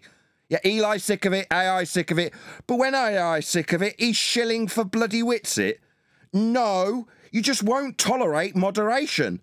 Eli was in the middle of a sentence. I try and stop you. You filibuster through me trying to stop you from interrupting Eli. You won't have it. Because you've got, what, a valid justification for interrupting? Who cares? There's just chaos and you're causing it. Eli, go ahead. Eli, the one you interrupted that sparked me off. You're not listening to me. You're annoying me because you've interrupted Eli. So I've had to stop you and lay out that you've just interrupted him and then caused chaos by not yielding to me trying to stop you because you won't tolerate it. No, I'll filibuster through you trying to split these two people up. When that happened last time, it's me repeating myself, not going to get acknowledged, undoubtedly. You had that action that you've just done in the last 20 seconds mirrored to you by AI. He mirrored that action. He did it to you. And what was your response? He's shilling for Witsit. No, he's doing what you're doing, and you admit you do. You can't then turn around and say, oh, he's shilling for Witsit. No, he's just getting frustrated with your non-stop filibustering and refusal to be moderated. In this instance, because Eli's trying to talk. Now, when you filibuster Eli in the middle of his statement, Neil joins in, and so do 3 other people, and then it descends into chaos. So Witsit's doing it, and you are doing it. That's it. I've got to try and stop that. And if I can't, eventually someone's going to go, not even the moderator can take control of Brian. That's what AI did. Not because he's shilling for bleeding Witsit. It might have seemed like that in terms of timing. Me, I'm unaffected by this. You let me know when I can speak, Nathan. How about that? You say, no, Brian, you can speak. So whoever else needs to speak first, then you let me know when I can speak. It's not that. It's just, it's when there's audio chaos. When Witsit... The way it is now. Let me know. Yeah, that's a question. Let me know when I can speak. Isn't rhetorical. So when you keep talking after you've asked a question, okay, I will then. But when Witsit's question asking and you're answering through his question ask and verbal diarrhea, it doesn't matter that your point's valid. It's just chaos audio-wise. So I've got to step in. Now you're going to be like, I can handle this, Nathan. Well, no, Witsit's question asking has caused audio chaos and I've got to stop it. Now, if you're refusing to stop me stopping Witsit causing audio chaos, then it's just the audio chaos. Right, we need a set standard for interruptions. I think that would be fine. Like, just a set standard so we don't have this problem again. It's only a problem if it's perceived to be malicious and in favour of the opposition by timing. Now, I can totally appreciate from Brian's perspective how that could be the perception. The timing was awful.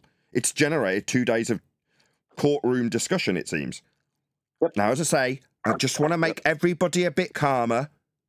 I am largely unaffected by this. Oh, yeah. Now, can I reclaim my yielded time now? Nathan, the host, please. Thank you. So that this doesn't happen again. Well, that's not it.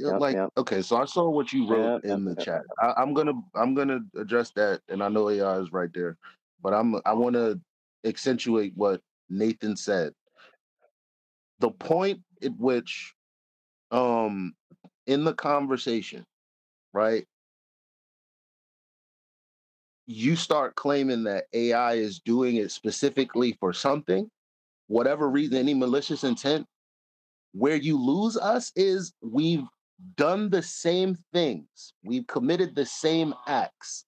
But for AI specifically, there's this big problem because you feel like he's doing it on purpose, when actually we've all done it. To you, we've all done it to Nathan. Everyone's done it to each other on the panel. So it's really just kind of annoying pointing out one guy without justification beyond what we've all already done. I've never called anybody an effing retard 8 times Neil, straight. please, Never. of all the times, you need not interrupt, please. So to Refractor's point, you're saying if it's a valid interruption, then it should be allowed. We haven't even discussed whether it was valid or not. I thought it was straight up water. It was ass, okay? It was conceded that it was valid. Okay, let's clear that up. It's an issue that Neil has brought up, and he was correctly cast down because it's not the issue at hand by QE, and rightly so. However, let's just deal with that. Was the interruption from Brian justified in a question ask, verbal diarrhea following the question ask? It wasn't really an interruption. He was responding to His interruption was valid. I'll answer it. His interruption was valid because what it said was horseshit. Correct. Yes. Okay. Question. Yes. Just to deal with that, yes, it was absolutely justified. Brian's response in the moment was absolutely justified. The chaos that ensued just needed to be stopped, and it was perceived that the chaos was being continued by Brian by AI. There's no malicious intent. There's no supporting Witsit. There's just audio chaos all around and everybody getting frustrated. So the behavior that followed the interruption is what we need to address with a standard. Yes. Okay, so let's get it straight. Let's call somebody an effing retard 8 times straight, and that should calm everybody down and get order. No, that didn't help. Really okay. good. You're jumping the shark, Neil, because that wouldn't have happened if moderation was yielded to. Yeah, but for the fact that Brian did not yield to the moderation and was just perceived my attempt to calm down the audio chaos as me assisting it also. And rightly so, he just wants to get his point out. And if everybody could just shut the hell up, he could get his point out, right, Brian? So I totally understand where he's coming from. I don't have permission to talk it. I get it. AI gets the charge of hitting the retard. Sorry, Brian. Yeah, you're not a real retard. Absolutely. Let's not forget, we can also lash AI for that. Yes. I already did. That was part of my adjudication last night. Perfect. So it's all been dealt with. Yes.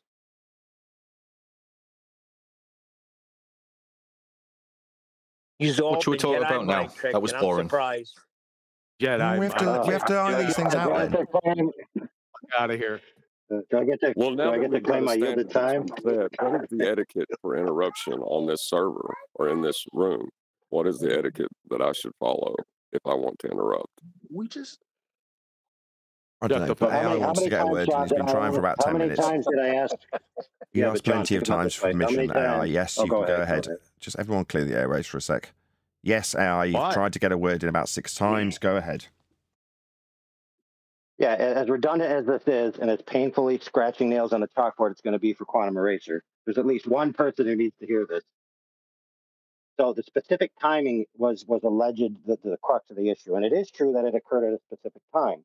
And if you watch the episode, the time it occurred is immediately after Nathan interjected to seize control, yielded the floor to whoever it was, regardless who it was, and then immediately the other person, after the floor was intentionally yielded so that he could get his question out, was talked over. That interpretation from me was that we're just going to go down this whole filibuster thing all over again, and that pissed me off and set me off. There you go. I'm not a perfect person. I'm not a malevolent AI that knows how to foresee the future and coordinate with Witsit without even talking to it, for goodness sakes. It's obvious what happened. Period. End of story. You calling somebody a retard 8 times ain't cool. Yeah. No, that wasn't cool. Yeah, but at the same time, acting like he's a Witsit sympathizer and all this extra shit is way more disrespectful than being called a retard, because John's called me a retard. And so if John's called me a retard and I'm able to just drudge up all of these past feelings, then let's all go. But if we're not going to be that ridiculous, then I think you need to drop this point about him going retard, because after all, he was just trying to prove a point. Yeah, Mr. Eli. I see. Hold on, John. I want to respond to Eli, if you don't mind.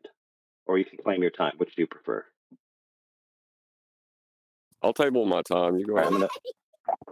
Okay, perfect. So what Eli just said there is that being called a effing retard for rhetorical force is not an equivalent accusation of being malevolent, malicious, intentionally derisive to the point of subterfuging someone in favor of the enemy. Those are entirely 2 different types of insults, if you will. So the greater offense, in my view, and I'll rest my case after this, is what he did to me. I conclude at the end. Now, hold on. Wow. Well, don't say wow, because I really just explained it, Neil. I just you don't have no F's to give for me, right? Yeah. So the problem is interruptions, apparently. And no, Brian, no, it's almost like I didn't say no, not yielding to moderation. That is the issue. And that's what spawned his AI's reaction. You got that so far? Or I got to put it in Braille and shove it up your all asses? Let me know when I'm allowed to speak. We will. Nathan already went over it. He already adjudicated. The same adjudication I did last night in less than 5-6 seconds. But you all want to rehash it again and go over it again, right? Yeah. Wait and see. Let's do it all over again. In fact, it was exampled here live today. The same thing happened. There's no blames fall on Witsit's door in this discussion. He's irrelevant to the topic for right now. We'll get to him. No. It's totally relevant. The reason I was trying to separate Witsit from Brian was because of Witsit causing constant audio chaos. I'm just having trouble with the moderation part, because if there is no set standard, how do you moderate? It is ironic. I do have the same problem with the real reason, because I don't. I'm smart enough to know that a lot of you guys out there don't hate Witsit because his arguments are weak. You hate him because he can't fucking focus, man. His brain is like a squirrel sometimes, and he's a liar. Yeah, okay, that too. But that aside, aside, that's the main thing. Yeah. But on top of that, there's him chasing red herrings, and that's the thing. Listen to, like it's like Brian. You jump in to the whole conversation and it devolves, but it shouldn't have went down that road. It's supposed to not go down this 10-hour road of absolutely nothing. It wouldn't have went down that road if everybody would have just left Brian and Witsit go. Brian interjected and said, all Brian said was, no, you said it was a stream. Don't change it. It's wrong to hold somebody to their claims? No, you're missing the issue. We already said that it was validated by Brian.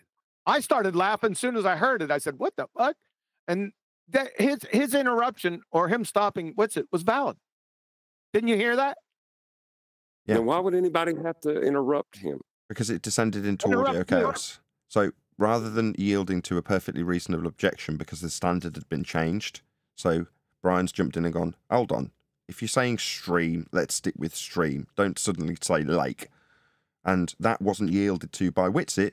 He just filibustered his way through the objection, which was perfectly valid. Yes, the objection came via interruption, but perfectly legitimate to do so. But for Witsit to continue through the filibustering and say, no, I'm not going to tolerate this and just carry on going was unreasonable. So at which point, because Witsit's not yielding to a perfectly legitimate interruption and objection, I had to step in. At which point, Brian perfectly reasonably perceived that, no, I've got this. I see what he's doing. I'm interrupting because he's changing the standards, and I'll keep him to his original standard. Now, at that point, there's audio chaos, so I'm having to really overtly step in. Brian's then filibustering me because he doesn't want me to add to the chaos. And at which point AI steps in and starts mirroring Brian's actions. At which point it's complete chaos. Yep. Right. So we should have a standard set as etiquette for us for these things. Yeah, the standard should be nobody should jump in except the moderator. If Nathan's doing it, nobody else jump in. But the moderator did there's a standard, but it's a Brian's guilty then. There's a standard. Hello, let me just get this in. Hello. There's a standard, but it's very difficult to enforce, and I'll tell you why. Number one, you need to understand the nuance of the argument to understand that it's a reasonable objection. If you don't understand the argument, then you're going to just perceive it as an interruption incorrectly. So it relies upon the moderator knowing the ins and outs of both parties' arguments, 100%, for them to recognise where a reasonable interjection's been made and where it isn't. Now, if that isn't the case, there's going to be instances where the moderator just hears an interruption. Yep. Correct. Yeah, fair point. So there was an established...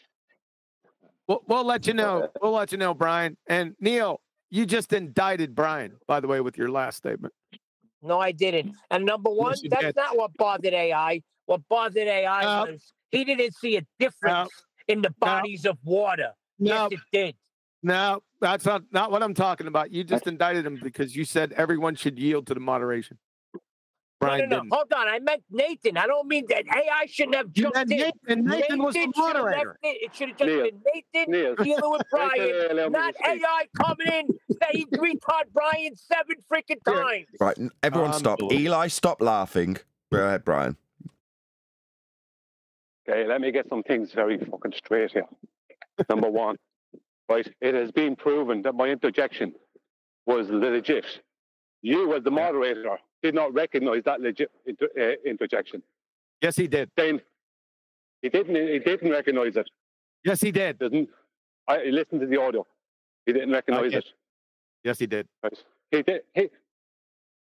Then why am I being accused? I was told that I'm allowed to talk, and now I have to deal with you. No, you didn't yield to moderation. You didn't yield to moderation. My interjection has been proven to be correct. It was. Yes, that's two different things. Yeah. Your interjection was valid, but you failed to yield to moderation. Listen to the clip then. Listen to the clip. I'm not allowed to speak. I just tried to speak. You're not allowed. I already listened to it. It's funny because you made a judgment on it before you'd even heard it. You didn't have a case. I already fucking knew it. Yeah. Right, it's getting far too sweary, so I'm going to have to round out my after show on that very, very humble note from everyone. So with that, another huge, massive, enormous thank you to both Discord and Jeepers panels for making today's after show possible. And of course, a massive thank you to all of you for liking, commenting, sharing, subscribing, joining as a Nathan Oakley 1980 channel member, and all that good stuff. I've been Nathan Oakley, and I will see you all in the next video.